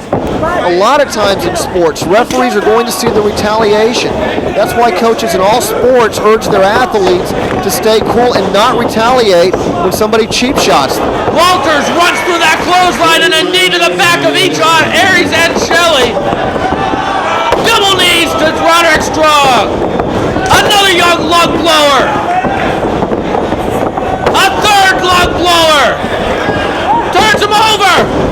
Walters gets the pin. All right, at least now it's manageable. At least now it's 2-on-1. The pure champion John Walters just put down Roderick Strong. Ricky Steamboat shouting instructions. Ricky Steamboat has taken a lot of beatings in tag team matches, has been double teamed a lot. If anybody can yell some instructions, yell some meaningful advice on what to do in a 2-on-1 situation, it's going to be Ricky Steamboat. Everybody knows Ricky Steamboat is a former World Heavyweight Champion, and he's a great singles wrestler, but Steamboat was also a 5-time World Tag Team Champion as well. I mean, some of the best tag teams ever. And John Walters stuck in that submission right now. John Walters a double boot right to the head. Walters showing an incredible amount of heart and courage. This is what made him a pure champion. He won the bout against Doug Williams August 28th at Scramble Cage Melee in a great match. Was successful in his first title defense at Glory by Honor 3 against Nigel McGuinness. He wants to bring prestige to that title. If he defeats Generation Next here, no one can doubt the skills and abilities and heart and courage of John Walters. Austin Aries, of course, ended up in the finals of the Survival of the Fittest match with Bryan Danielson. An absolutely great performance by Austin Aries. Many consider that a match of the year, and who will ever forget Aries at Testing the Limit going 75 minutes and defeating Bryan Danielson in an incredible match. But right now, John Walters is in incredible pain with that Rings of Saturn. He needs the ropes. Steamboat urging him on. Steamboat is yelling crawl, doing everything he can to get Walters to the ropes. Walters trying, yes, with perhaps his last ounce of energy. Austin Aries needs to take advantage of the fact that it's still a 2-on-1 situation and tag Shelley into the ring. Now Shelley's going to tag himself in the ring. I think Austin Aries wanted to beat the pure champion on his own. Back elbow by Shelley. Double foot right to the midsection of Walters. Walters has taken a few blows to the rib cage. Oh, Alex Shelley just dropped the old man bomb on Steamboat. Steamboat is not a happy man here in ROH lately between Mick Foley's Ring of Hardcore and Generation Next. Walters showing some signs of life. Going for the lung blower. No. And now he's in the Border City stretch. Alex Shelley has the Border City stretch cranked in. The pain is racing through the body of John Walters. He has only one hope, and that is to reach the ropes. And there he's got it. And once again, Ricky Steamboat moves to the other side of the ring to encourage Walters, give Walters a little bit more energy. And now this? Shelley. Roderick Strong with that chair again. Well, Alex Shelley has Hanson. Oh, Steamboat tries to cut him off, but gets a chair in the gut. No, he's going to hit Steamboat in the head with that chair. Steamboat moves. Jumps Roderick Strong. Steamboat kept Roderick Strong from using that chair one more time.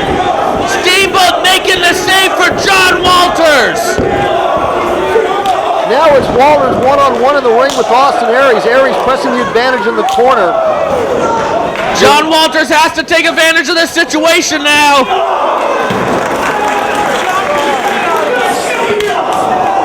Steamboat fighting Roderick Strong back to the locker room.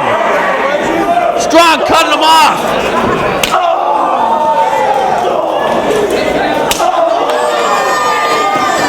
These two battling, but John Walters had a 2-on-1 disadvantage in the ring. Austin Aries now taking it to John Walters. Can he do it? Can he do the impossible? 40 minutes. Can he make it? Can John Walters come through here? Austin Aries sets him for the superplex. No, Walters gets out of it. Charges in after Aries. Lung blower from the top. But Walters has taken so much punishment. He's having a hard time going over to make the cover. There it is. So easy for Alex Shelley. See, nobody can even cut Alex Shelley or Aries off if Walters does get a cover from making a save. This is almost impossible odds for Walters. Shell shock. That's what pinned Jacobs. Cover, and this is going to be it. And Walters reached the ropes somehow. Too close to the ropes. It's a miracle. Oh, 450. And now it's just too much. That was the same move that put down Bryan Danielson.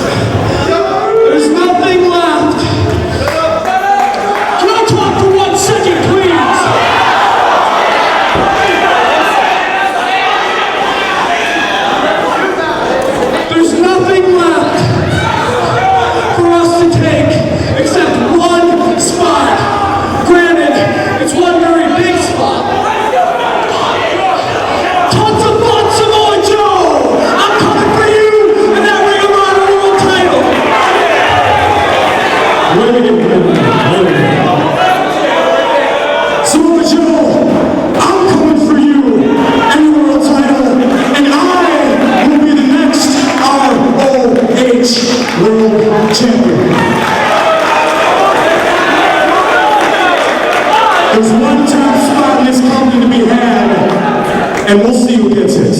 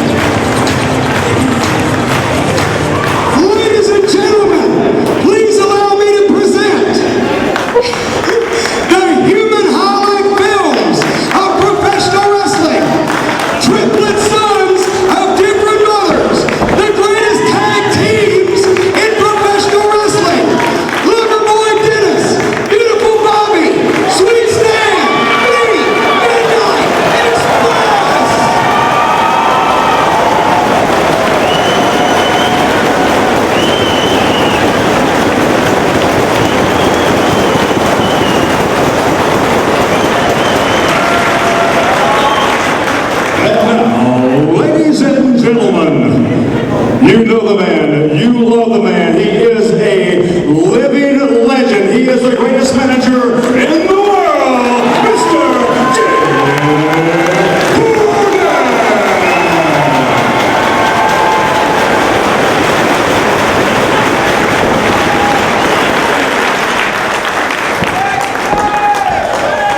You know, I'm blown up already.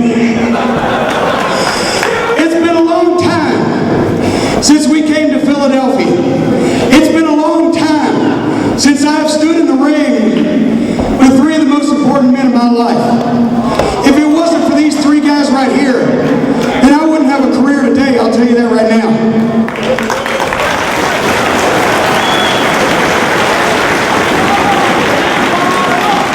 We didn't come here to perform for you tonight.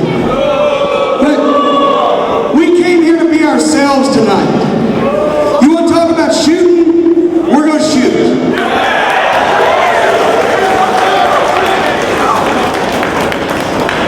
As far as I'm concerned, both these teams, Bobby and Dennis, Bobby and Stan, at the time they were together, they were the state of the art. They were the best at what they did. I was proud to be associated with them, and I still am.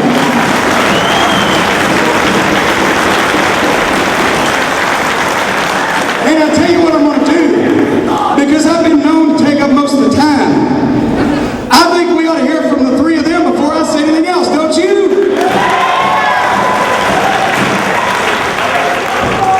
Where should we start? How about beautiful Bobby?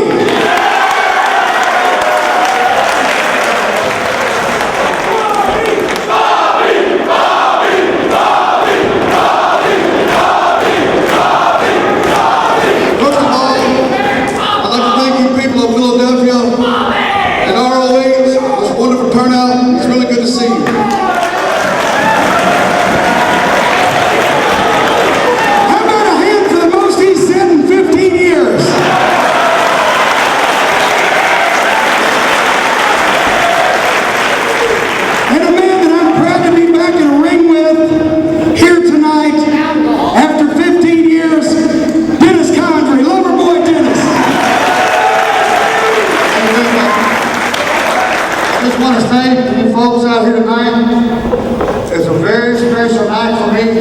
I appreciate you coming out. I'm back with my old partner Bobby, Stan, and Jimmy. I love these guys. Thanks for coming out. I've had a great time today.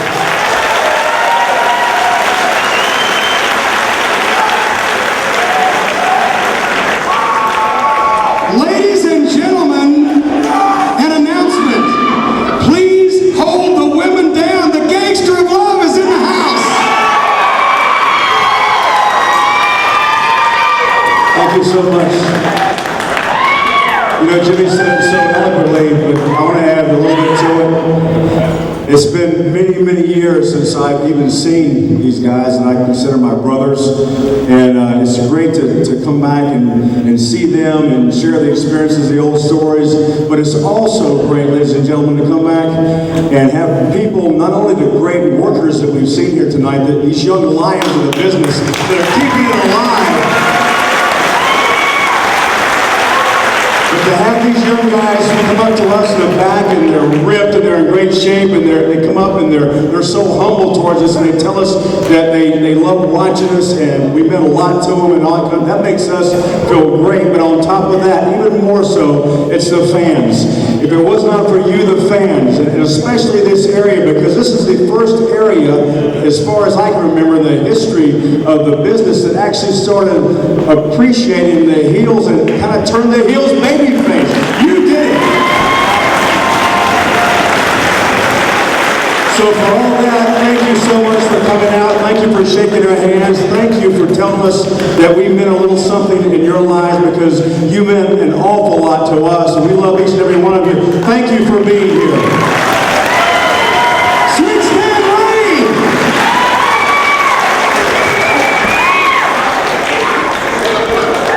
The only thing that would make this any better tonight, being back in Philadelphia, all of us being in the ring for the first time ever on the same side.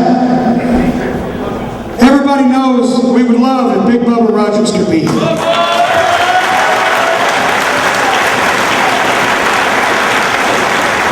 Whether you call him Bubba Rogers, because he's always bubbing us, whether you call him the Big Boss Man, Ray Traylor was a hell of a guy, a hell of a wrestler, a hell of a human being.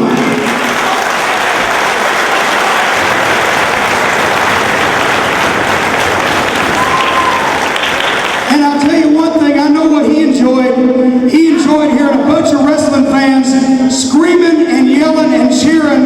And I think one more time for the Big Boss Man, please let him hear it.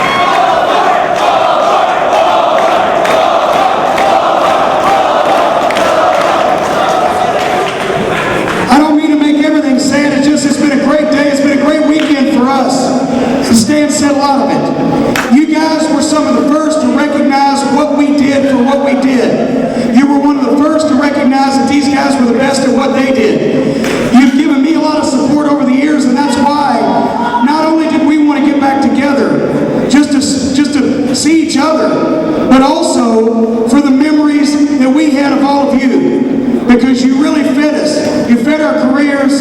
You made us feel good about the performances we gave. And when we had a choice of where to come, we wanted to come to Philadelphia. We wanted to come to Ring of Honor, because this is the cutting edge of what's going on in wrestling. And I'll tell you something. You guys work as hard as they do. You bust your asses out here every night. I know you've been here a long time. I'm just going to say once again, we appreciate the turnout, we appreciate the honor, we appreciate the memories, and most of all, I appreciate Stan, I appreciate Dennis, I appreciate Bobby. We traveled a lot together, we went through a lot together, we meant a lot to each other, we still do, we had a great time, and we're glad that we could perform not only for the wrestling fans around the country, around the world, but especially for the folks right here in Philadelphia. You meant a lot to us. Thank you, Philadelphia, and good night. We love you.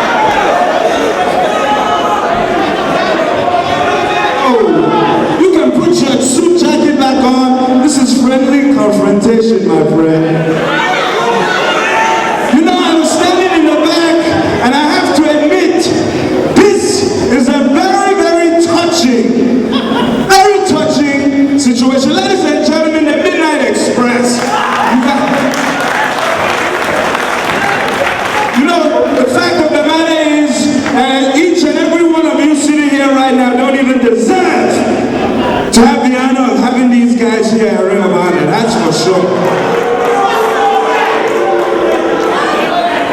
But on to business, you know, we all have watched you guys for many, many years. And Jim, like yourself, I'm an established manager.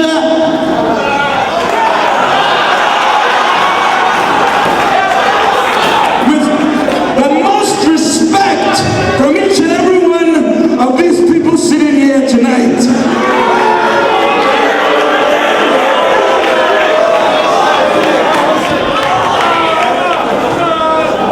Brother, to me, you sound like you're as phony as a get well card from an undertaker. You got something to say? I suggest you take the Kmart suit and you say it, you get the hell out of here before we have to do something about it.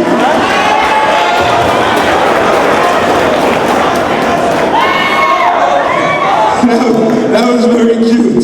But you know, okay, getting down to business, as each and every one of these people know, Prince Nana has some of the biggest dollars in wrestling today. And not only has Prince Nana emptied out his Swiss bank account, not only has Prince Nana gotten a loan from my grand uncle in Ghana, West Africa. Thank you so much. Thank you so much. I have brought in somebody to join my embassy who knows embassy, that knows more about you, and you.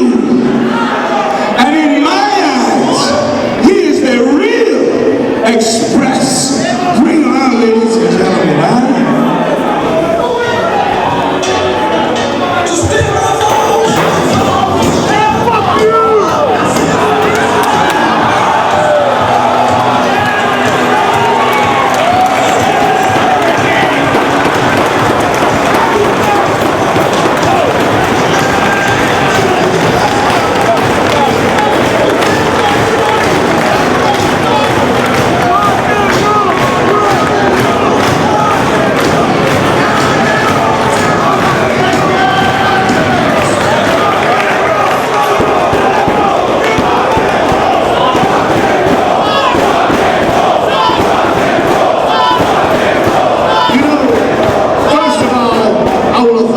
For bringing me up here, flying me first class, after listening to so much bullshit I've ever heard in my life.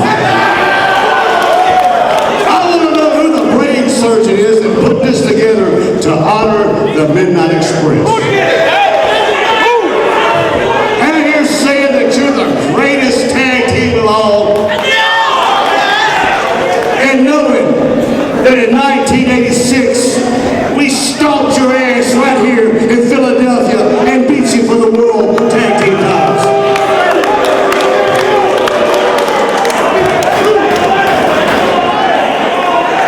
You know, I'm looking around here, look at this right here. I can see how come they brought this to Philly. Because down south, they tell you just to kiss their ass and get out of there. Because, you know, I figured out they've been here today. And if the world need a enema, they'll stick that son of a bitch right here in the middle of Philly. Oh, come on. Oh, come on. Look around here, first of all. Look at these fans right here. I got a good friend of mine right here, Jimmy Rave. Now, you talking about disrespecting somebody. Look at these fans. Look what they did to him. He had no other choice than to go to Prince Nana here. He had no other choice to go to his money because all these people out here turned their back on him. Look right here, these guys right here. This right here is the future of professional wrestling. Not what was. So for all these years, you talk about disrespect. No, it shouldn't be the Midnight Express standing here. It should be the Rock and Roll Express. Hey, sit down, fat boy. Because I want to know one thing. I want to know how come they are honoring the Midnight Express when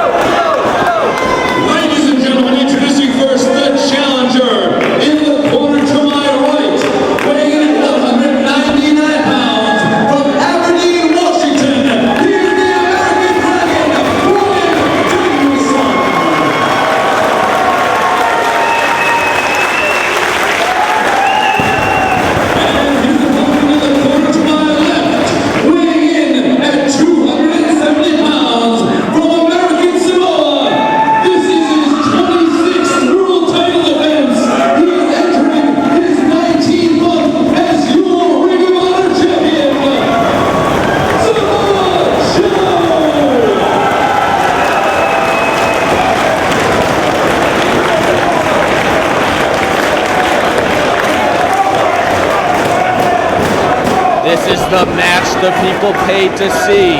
The world title match 1 year in the making. The American Dragon Bryan Danielson challenging your Ring of Honor world champion Samoa Joe. And Jimmy, it's even more than a year in the making. These two first met on January 2003, rematch the second and the first anniversary show on February the 8th, 2003. So really you're looking at 18 months in the making. Samoa Joe, perhaps the most aggressive ROH champion, maybe the most aggressive champion in all of wrestling, handshake between two men. To show you the level of respect that Samoa Joe has, Samoa Joe doesn't even try to stare Danielson down. Samoa Joe knows that Danielson would not be intimidated by him. These two guys may not be friends, but they certainly have a lot of healthy respect for each other. Samoa Joe, about 70 pounds weight advantage over Danielson. Now, I talked a moment ago, Jimmy, about how aggressive Samoa Joe is. Samoa Joe wanted to make the ROH more than just another indie title. He wanted to make it a true world title, and he has done that by defending it not only in ROH but in other promotions as well. You know, very well thought of in Japan is Samoa Joe. And he's been very aggressive. A lot of champions, especially when they get deep into the ring like Samoa Joe is, have learned the art of wrestling defensively, have learned to take the draw, have learned to make sure that sometimes they almost wrestle not to lose. Not Samoa Joe. Samoa Joe wants to build the title with as many impressive victories as he can, even knockout victories. Now, Bryan Danielson, go behind and look at the sit out by Samoa Joe in the reversal. You know, Samoa Joe's wrestling skills on display. Jimmy, one more thing I'd like to point out. Because Samoa Joe has been so aggressive, he's taken some matches in non-title situations that he really didn't have to take. He was in survival of the fittest and got pinned in the survival of the fittest, by Colt Cabana. Now, it should be pointed out, he got beat with a cradle there. And then, in a three-way dance with CM Punk and Homicide, he got pinned there. Again, it was with a pinning combination. Bryan Danielson is a tremendous technical wrestler. And if I think Samoa Joe's susceptible, it's to the quick cradle or the quick pinning combination. Bryan Danielson feeling out Samoa Joe in the early going here. This is the third singles match between the two, as you mentioned. They are split 1-1, but they have not met in quite some time. If you ask anybody who the top independent wrestlers in the world are, they may name 5 names. I guarantee you these two would be on everybody's top 5. When you look at Samoa Joe, you are dealing with a man who made the ROH title a world title. He's defended the belt in Canada, in the United Kingdom, in Germany. He's defeated some of the best going today in title defenses, including Christopher Daniels, AJ Styles, Paul London, Homicide, CM Punk. He went to that 60-minute draw with at World Title Classic, which many consider the greatest match in ROH history. On the other hand, you have Bryan Danielson as Joe escapes that hold and goes to the leg of Danielson. And Danielson connects early with the enziguri. Moves in, goes for a quick pin. No. Joe tied up in the ropes. As I was saying, Bryan Danielson, he was one of the men that put ROH on the map. Whoever forget the three-way on the very first ROH show, the Era of Honor begins against Low-Ki and Christopher Daniels. Whoever forget his match on the second ROH show, Round Robin Challenge against Low-Ki.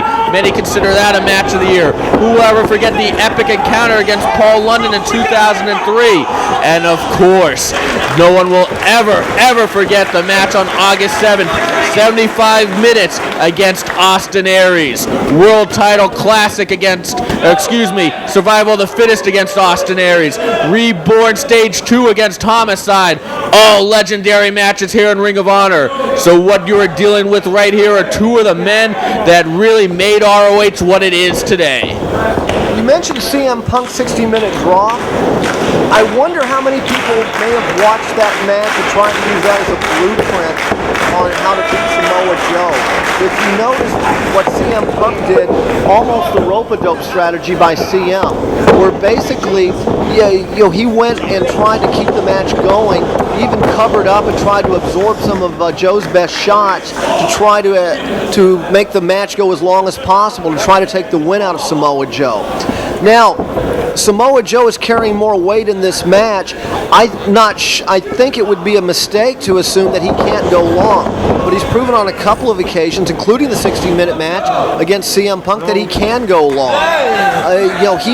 He was not out of gas at the end of that match. CM Punk just had a great night, and Samoa Joe couldn't figure out a way to beat him. This match does have a 60-minute time limit, Mark, but also there will be a 5-minute overtime period in the event that it does go to a draw, as Joe jocks backwards and Danielson lands hard. So in other words, it's a 65-minute time limit. Basically, with a rest period after the 60 minutes. Is there going to be a little halftime show or something? Joe now tying up Danielson.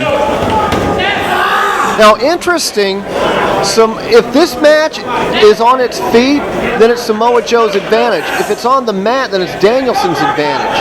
And interestingly enough, Samoa Joe is taking the match to Danielson on the mat. It looks like Samoa Joe wants to wrestle Danielson as opposed to standing up and trading strikes. Danielson likes to go for that cattle mutilation submission. You have to watch out for that. Samoa Joe, on the other hand, has a lot of high-impact moves in his arsenal, including the lariat, the muscle buster, the island driver, and when it comes to making his man tap, you have to watch out for that chokehold. And beautiful bridge there by Bryan Danielson working on the leg of Samoa Joe. Reverse step over toe hold with a high bridge. And if you want to take somebody's striking capability away, this is how you do it. You take their legs out from under them. Samoa Joe with those massive thighs. My old buddy Joe Blanchard used to call them cakes. The cakes on the linemen or the cakes on the big wrestlers. And right now he's trying to take those thighs out from under him because that's where Joe generates the power for those strikes. And certainly it would take away the ole ole kick. What a night we've seen here in Philadelphia. You have to be here live to experience ROH. Prince Nana bringing in Ricky Morton as a surprise to the Midnight Express. Who will ever forget that? Lacey and Becky almost going at it. Nigel McGuinness scoring the victory of his life. Austin Aries and Alex Shelley surviving the 8-man elimination, but a little dissension there. What a night it would be, and could you imagine if it ends with a world title change? Bryan Danielson, interesting enough, this is his first title shot here in ROH, as Joe aggressively taking it to him right now. I think this is Samoa Joe's most dangerous challenge that he's had maybe this year, because I think Bryan Danielson is the best mat wrestler of all the challengers that he's faced.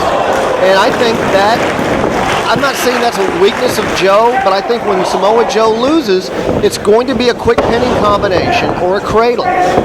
Somebody's going to have to out-wrestle him. You're not going to stand up there and trade shots with Samoa Joe and come out on top. Danielson going after the leg of Joe, a very sound strategy in this one. You do mention the quick pin. Don't forget how he defeated Austin Aries in that 2 out of 3 fall match. The one fall Danielson won. He won because he had cattle mutilation on, and then he turned it into a crucifix type pinning. And that put Austin Aries down, so Danielson can't score that pin. And also, when he defeated Samoa Joe at the first anniversary show, it was with a pinning combination. Joe trying to chop his way out of this leg vice. I'm wondering, we talk about how aggressive Samoa Joe is and how Samoa Joe always feels a need to prove himself even though he's been ROH champion for 19 months. I wonder if he's come in here to prove that, he's more than just a heavy hitter, that he can wrestle with anybody, because it seems that's been his strategy against Danielson so far. Greco-Roman knuckle lock, and boy, I don't know about this strategy on Danielson's part. That seems to be playing into Samoa Joe's strengths. Joe's peppering him with those headbutts. Many people consider Bryan Danielson the uncrowned ROH champion for all that he has done in Ring of Honor, all the great matches he has had. And there's a brutal kick right to the face of Danielson. And we got a pinfall attempt early. Just a one. Another 1 count. I think Samoa Joe's is just as interested in planting that forearm right on the cheekbone as he is with the cover. Now double underhook by Samoa Joe. Notice the way Samoa Joe is taking advantage of the weight advantage, and he's going to make Bryan Danielson carry those 270 pounds. You hear the crowd just appreciating this one. Oh, dropkick catches Joe right in the mouth. From a standing position, a lot of guys, when you see hit a dropkick like that, have to take 2 or 3 steps. Not Danielson. He's so quick and has such great hops. He can hit a dropkick from anywhere on the mat. Real quick, I have to pay the bills here, Mark Nolte. Artie's in my earpiece telling me we got to pay the bills. Ring of Honor, of course, has a new merchandise company. Check it out at ROHWrestling.com as Danielson goes to the face, or by calling 215-781-2500. DVDs and tapes from many different promotions, rare wrestling figures, t-shirts, and of course the Straight Shooting series. Ring of Honor is the new King of the Shoot interview, and I'll pick that up in a minute as Joe trying to strike Danielson.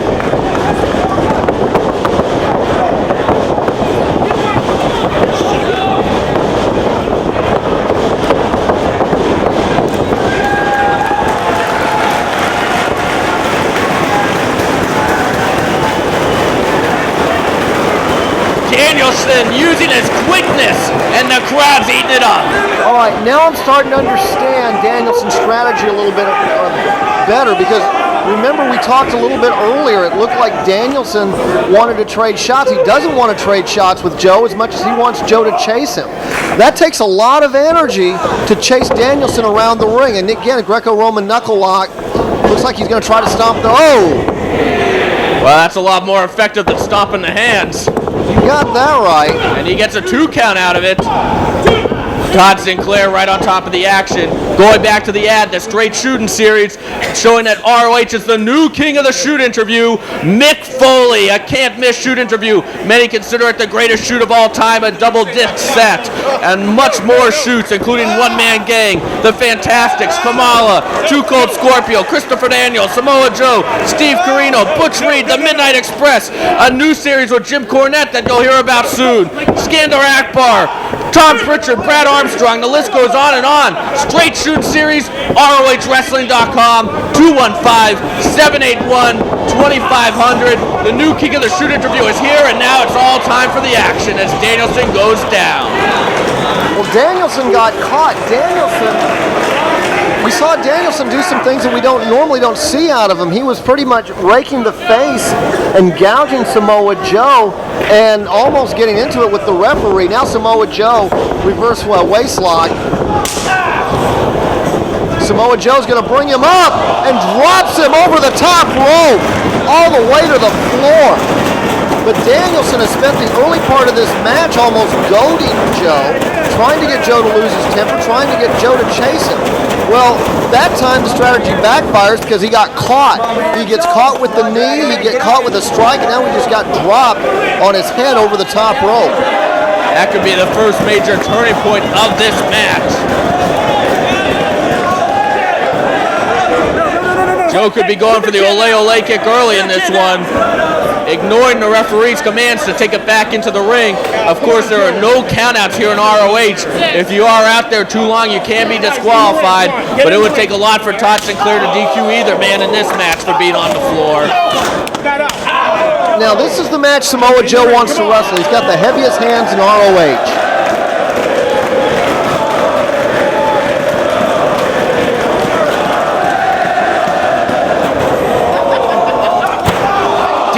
Has the ole ole kick well scouted, goes after the leg again. Well, these two men have wrestled twice before.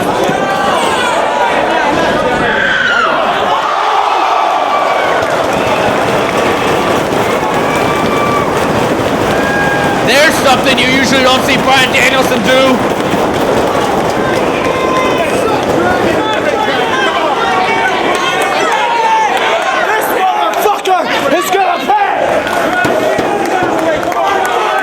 Danielson's waited a long time for this world title opportunity, and he's going to put it all on the line to get the belt. There's an intensity and an aggressiveness in Bryan Danielson that you don't normally see. I mean, Danielson usually a very controlled wrestler. I mean, to rephrase, he's intense, but it's more of a controlled aggression. Here he's pulling out more stops, he's taking more chances. He knows what's on the line here. And he is beating Joe down. And there's an ole drop kick.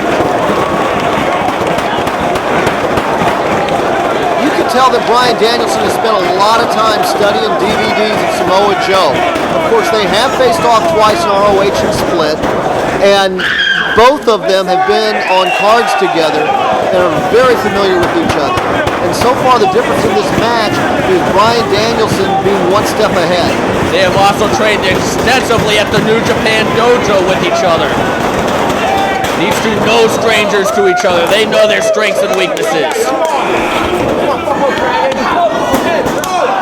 Danielson continues to pummel Samoa Joe. And I know this is working for him right now. I don't think this is the match Danielson wants to be wrestling.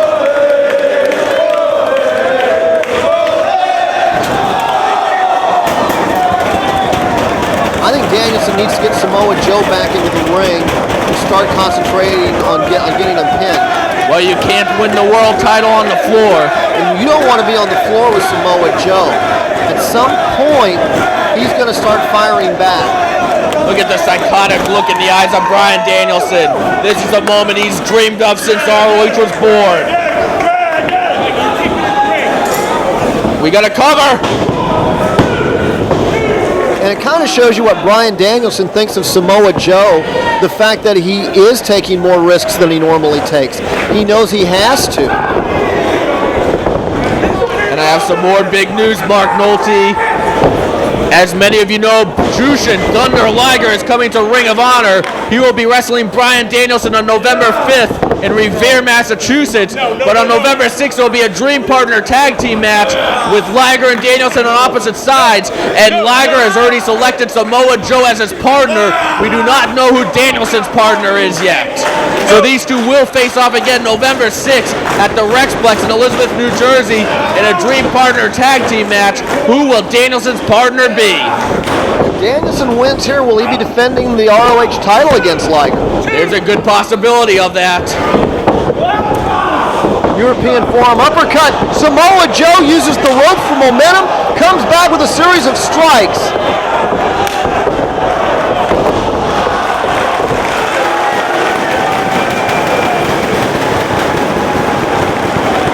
And Danielson stops him with the thumb to the eyes.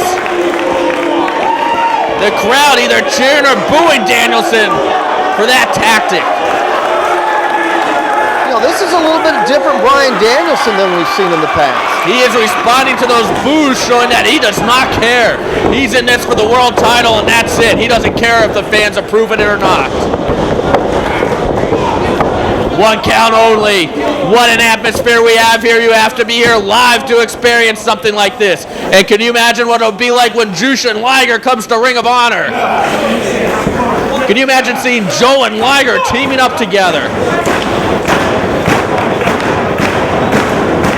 Now he shoots the half and bars the other arm.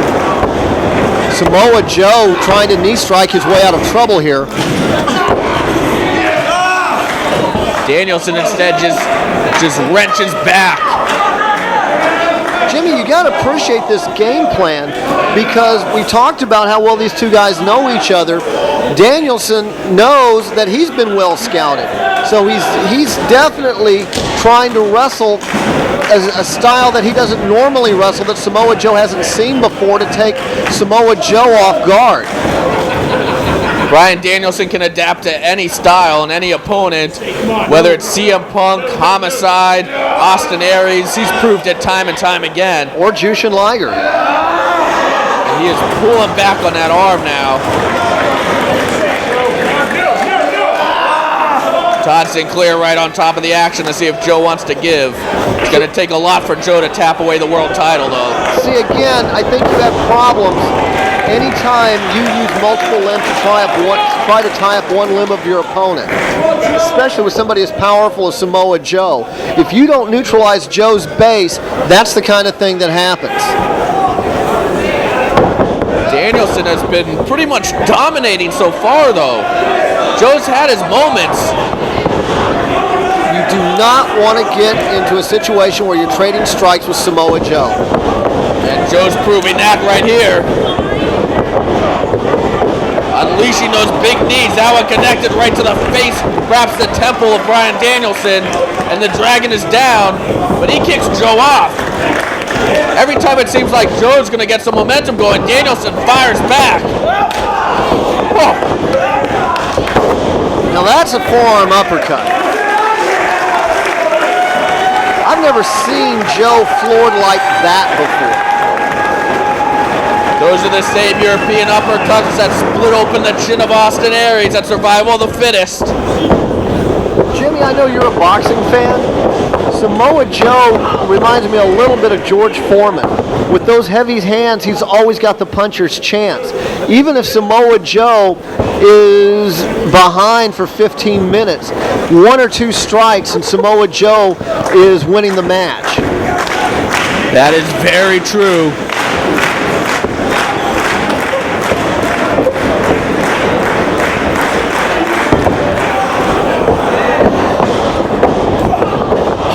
Joe with a knee right to the midsection of Danielson. A lot of wrestlers will drop their opponent onto their knee. Samoa Joe knees Danielson in midair. And as Danielson, there really is a difference. That will suck the oxygen right out of your body and make it hard to breathe. Perhaps now Joe can finally start mounting a flurry of offense. Every eye in this arena is glued on the ring right now. Joe going right back to the midsection.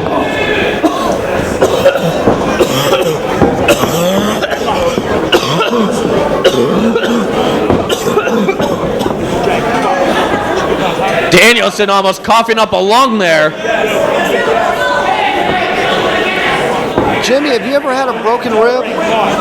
It makes it hard to breathe. Even when you laugh, it hurts. Yeah, even when you breathe, it hurts. And that's where Bryan, I don't know if he has a broken rib, but I promise you with the damage that rib cage has taken, Bryan Danielson's struggling to breathe right now. He is on the defensive. First he had to retreat into the ropes, and now he is backpedaling away from Joe. Just trying to create some separation right now.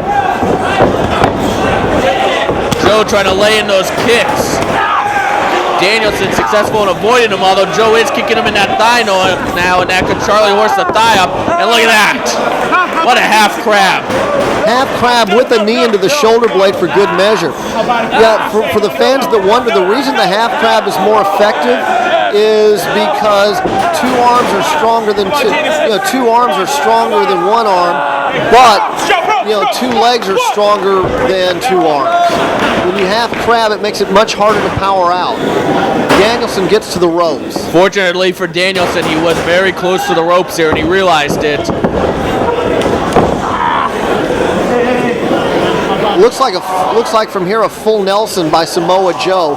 Again, making Danielson carry that 270 pounds on top of it and putting more pressure, just collapsing those ribs. Joe is also not allowing Danielson to expand those lungs or that midsection there, making it harder to breathe. Exactly. And Danielson powering out now, fighting back, clutching his fists together and almost like a mace. Just clubbing Joe repeatedly. That's rock hard fists hammering down on Joe. Sinclair telling Danielson to get him out of the ropes, and he does that and just launches that uppercut. Another one. So far, Danielson is outstriking Joe. I can't believe it. Well, and more importantly, he's making Joe chase. Samoa Joe, almost cat-like quickness. Sweeps the legs out from underneath Bryan Danielson. Goes for a pin. Gets a 2 count. Samoa Joe, like a panther, just one motion uncoils, sweeps the legs, and takes back over. The way these two are going right now, I think we might see that 60-minute mark. Joe, he proved he could go the distance against CM Punk in World Title Classic. Bryan Danielson's gone over an hour, testing the limit.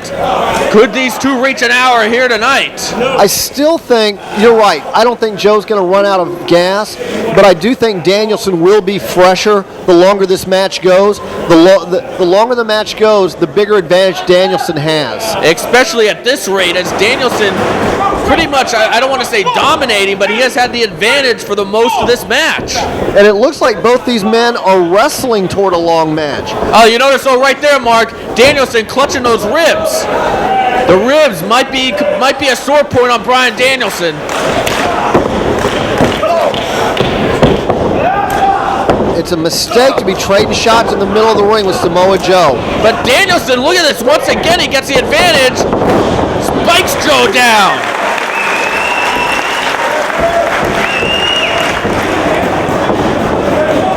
Normally, I have to agree with you, Mark, but Danielson has gotten the advantage every time and scores with that diving headbutt.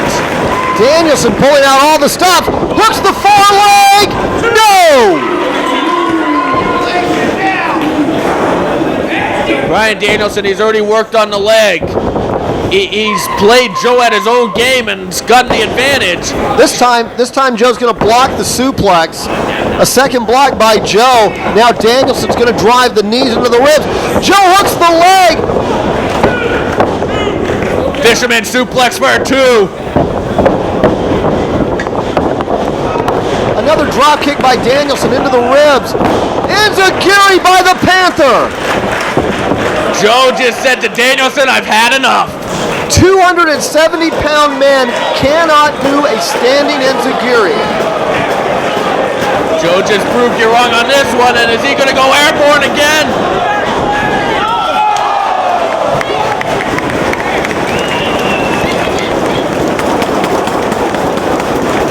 You want to talk about agility? You want to question why this man is the world champion? You just saw why. Very few can do what Samoa Joe can do. And again, the aggressiveness of Samoa Joe had the match back at even and still took a huge risk with a tope suicida to the outside. If he misses that, his title reign is over. But Samoa Joe never wrestles not to lose. He'll always be very aggressive. He almost approaches these matches like he's the challenger. Joe doesn't plan on going 60 tonight. And it could be ole ole kick time.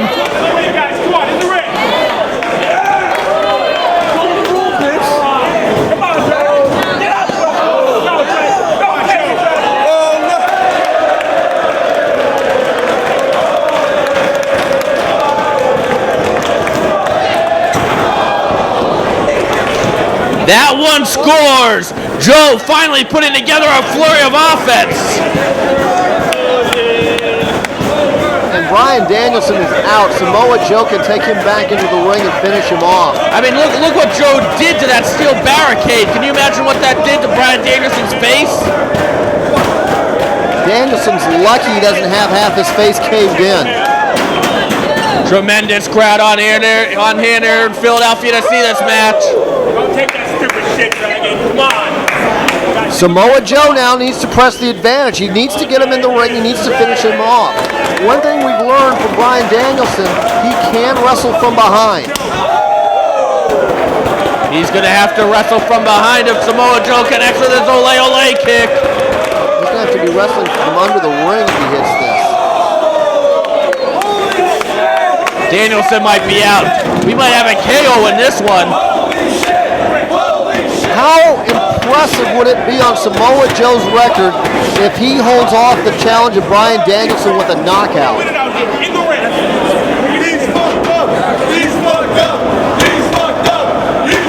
Those fans are calling this one right. Well, the FCC won't let us repeat what they're saying. Joe, though, instead of being aggressive here, maybe, is he taking a breather? Well, he's doing two things here. Number one, he's catching his wind. Now, you got to remember, Samoa Joe, we've seen in the last few minutes, not only the two ole kicks, but the tope suicida to the floor. Joe now getting his bearings. But I agree with you. I would have liked to have seen Joe roll Danielson into the ring and finish him off. Perhaps that's what he's going to do right here. And remember the punishment those ribs have taken when Samoa Joe if he goes for a triangle choke later. Danielson targeting the leg once again. Something you almost never see Samoa Joe do. Take his eye off the ball. Turns his back on Bryan Danielson. Danielson with a desperation move clips the knee. Danielson worked on the leg early in the match, hasn't really focused on it, but perhaps he injured that limb enough so in desperation circumstances like we just had, he can always go back to that leg of Samoa Joe. Danielson can't be in good shape right now either. I think one of the reasons I think he's spending some time with Samoa Joe in the ropes is Danielson needs some time to clear his head. Drop kick into the knee. I said before he hasn't really targeted the leg much. I'm taking that back now. Well, he caught that clip full on. And he has since been relentless going after the leg of Samoa Joe. Now, earlier, it looks like he's going to try for the reverse double toe hold here. Earlier, we saw maybe an Indian deathlock here. Perhaps a Muda lock. He's trying to grab the arms of Joe. And he throws himself backwards, stretching out the ligaments and tendons in the knee of Samoa Joe. Falling away with that Indian deathlock. Once again, every time he falls back, that stretches those tendons and ligaments in the knees. And there's the bridge, Buddha lock. Joe close to the ropes, that could be his only chance. You know the pain has to be racing through his legs right now. Not sure Samoa Joe knows. Yes, he does know, and he's just going to reach up and grab the ropes. Danielson's going to hold that count up to 4. Going to keep doing as much damage to that knee as he can. Earlier, we saw Danielson also use a reverse step over toe hold with a high bridge. The thing about Danielson is he's got so many weapons in his arsenal. Don't you want to keep Samoa Joe off his feet at this point? Absolutely. I was about to mention he's got so many leg locks he can go to. Again, I don't know why you want Joe upright. Joe's limping badly. Oh, he gets caught. No, Danielson reverses that sidewalk slam into a headlock.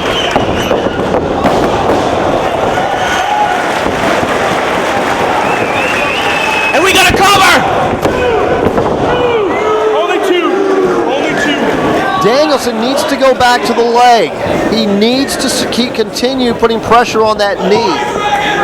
There haven't been a lot of men that have tried to go after Samoa Joe's leg in this title reign. Perhaps this will be the key to victory for Bryan Danielson. Reversal. And this time Joe catches him for a 2 count.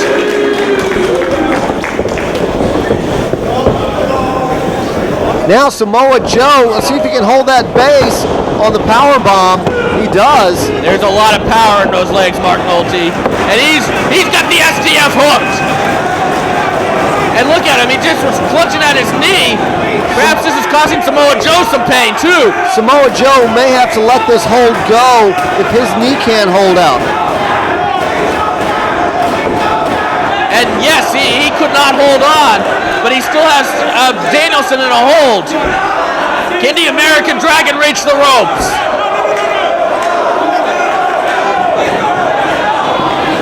Joe trying to wrench back. And remember, Danielson hurt didn't hurt his ribs. Samoa Joe hurt the ribs for him.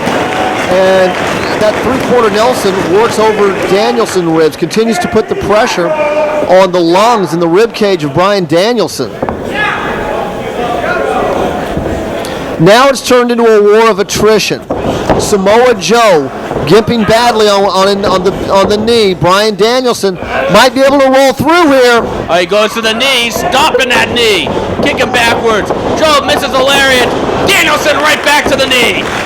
Drop kick right into the knee by Danielson. And it's going to go into the step over toe hold.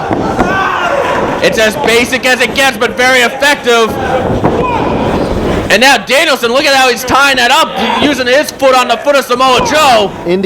This is the Indian deathlock from the other side. Look at that bridge. Look at the strain and the stress that must be on the knees of Samoa Joe right now. And Samoa Joe can't strike him to get out of it as he can when it's deathlock from the other side. And now look at how those legs are tied up.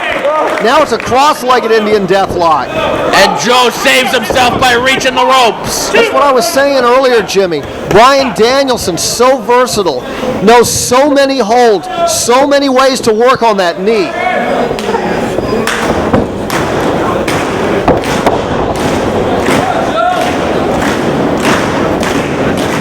Time starting to become a factor here. Especially since Samoa Joe has absorbed so much punishment in this match. Saves himself with that power slam. Cover! Well, not only did he hit that power slam, he turns it right over, trying to cross-arm breaker, but Danielson rolls over. this is the training both these men have had in the dojo.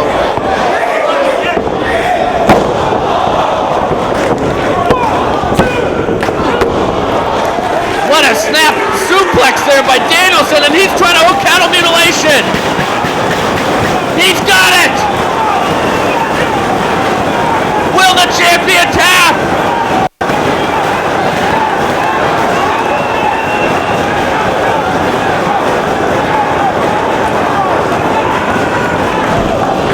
Danielson, no, turns it over.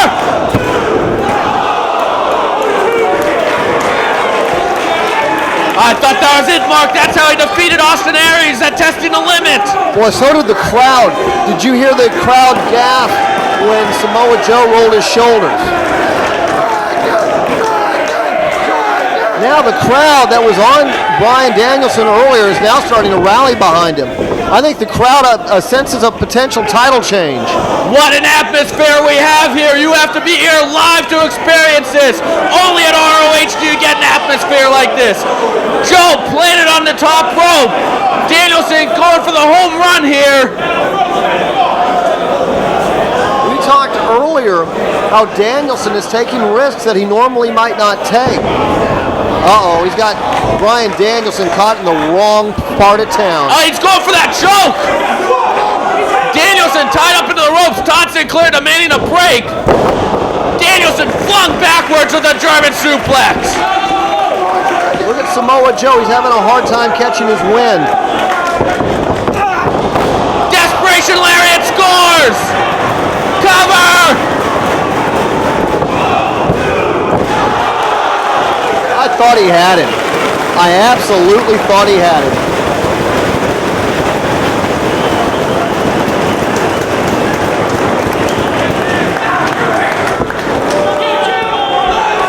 Both these men might be one move away from winning this match. Can Joe get the Island Driver, the Muscle Buster, or the choke? Can Bryan Danielson get cattle mutilation again? Both these men have absorbed so much punishment. It has now become a war of attrition.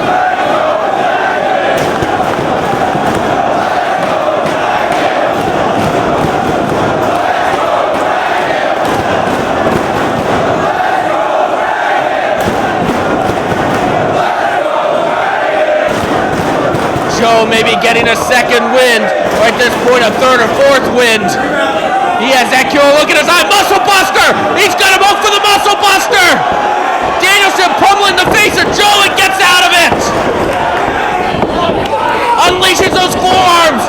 Roaring forearm! Joe like a tree! Goes down after the kick to the knee! Danielson has him hooked! Dragon suplex cover! Oh, and Danielson not able to hold Joe down. He's going for cattle mutilation. Yes!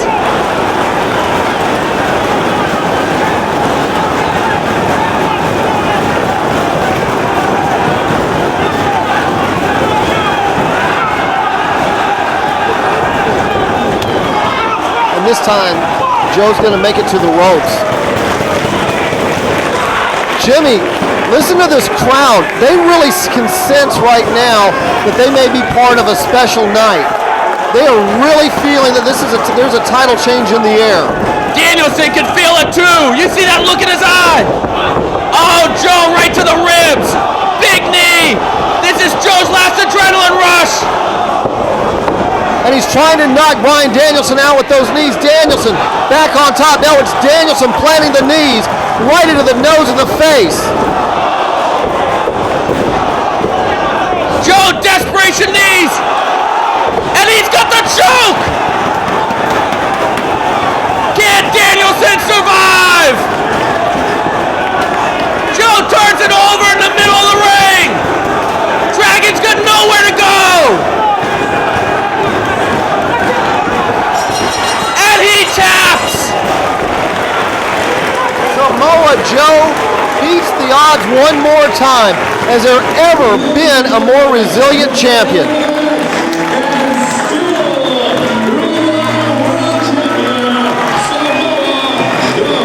The crowd that a moment ago was cheering for Bryan Danielson, thinking they might get to see a title change, now on their feet, just as vociferously showing their respect for the great championship reign of Samoa Joe. You have to respect both men. What a great match we just witnessed. Who can finally defeat Samoa Joe and end this title reign? Ladies and gentlemen, for Mark Nolte, I'm Jimmy Bauer. Thank you for joining us on this special night. There's only one thing we need to see, and that's a handshake between both these men. Well, I'm sure we're going to see one. Both men believe in the code of honor, and both men have a tremendous amount of respect for each other. And both men just gave this crowd an amazing match.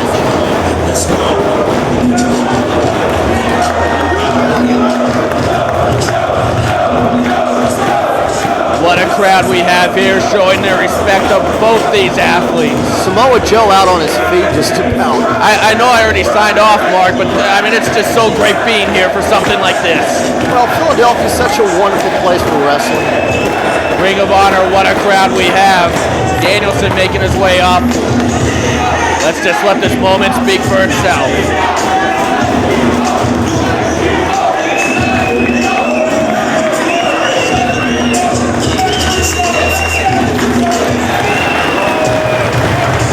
Huh? That's Punk's music!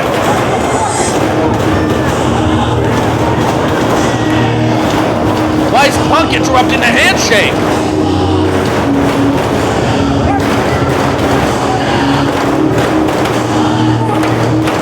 CM Punk's out here to show his respect to both men.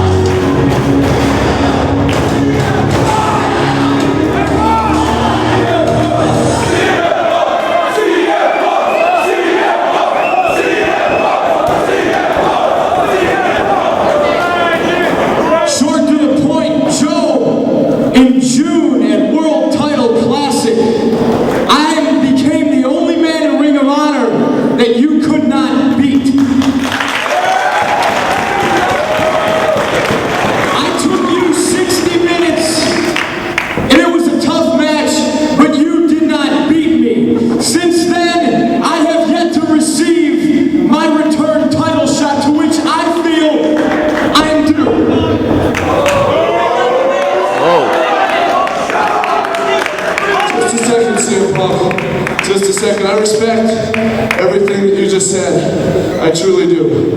But the truth is, CM Punk, you never, ever went as hard against Joe as I did.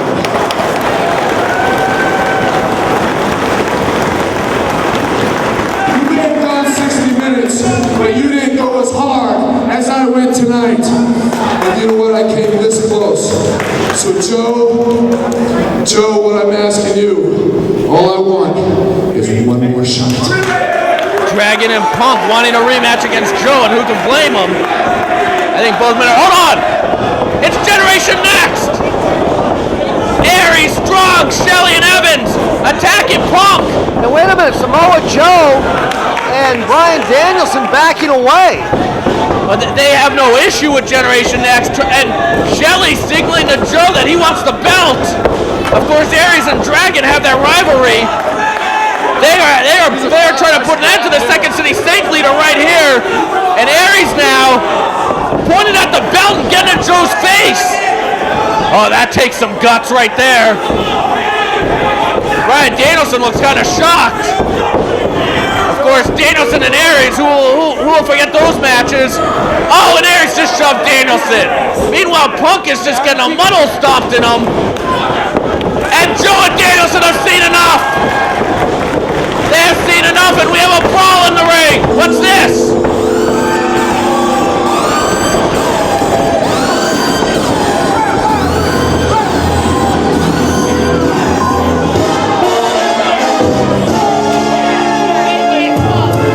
That's Homicide's music.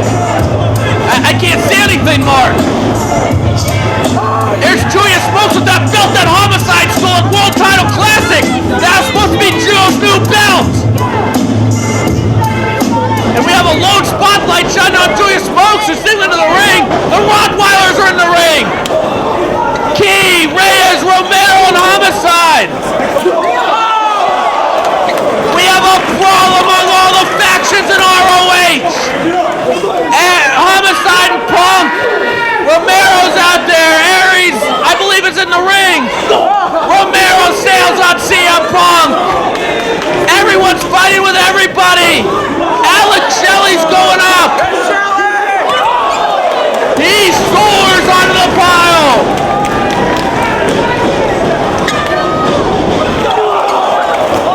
And like a heat-seeking missile, Austin Aries takes out everybody. Homicide in there, and he clubs Jack Evans. Julius Smoke still taunting everybody with that belt. Don't bank on Elo by Homicide. Everyone's fighting with everybody.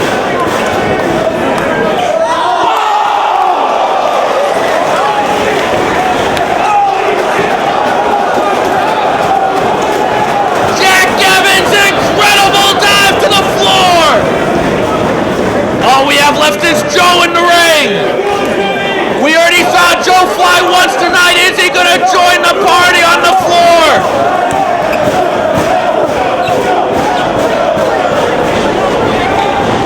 Loki just cut off Joe. We have Key and Joe in the ring.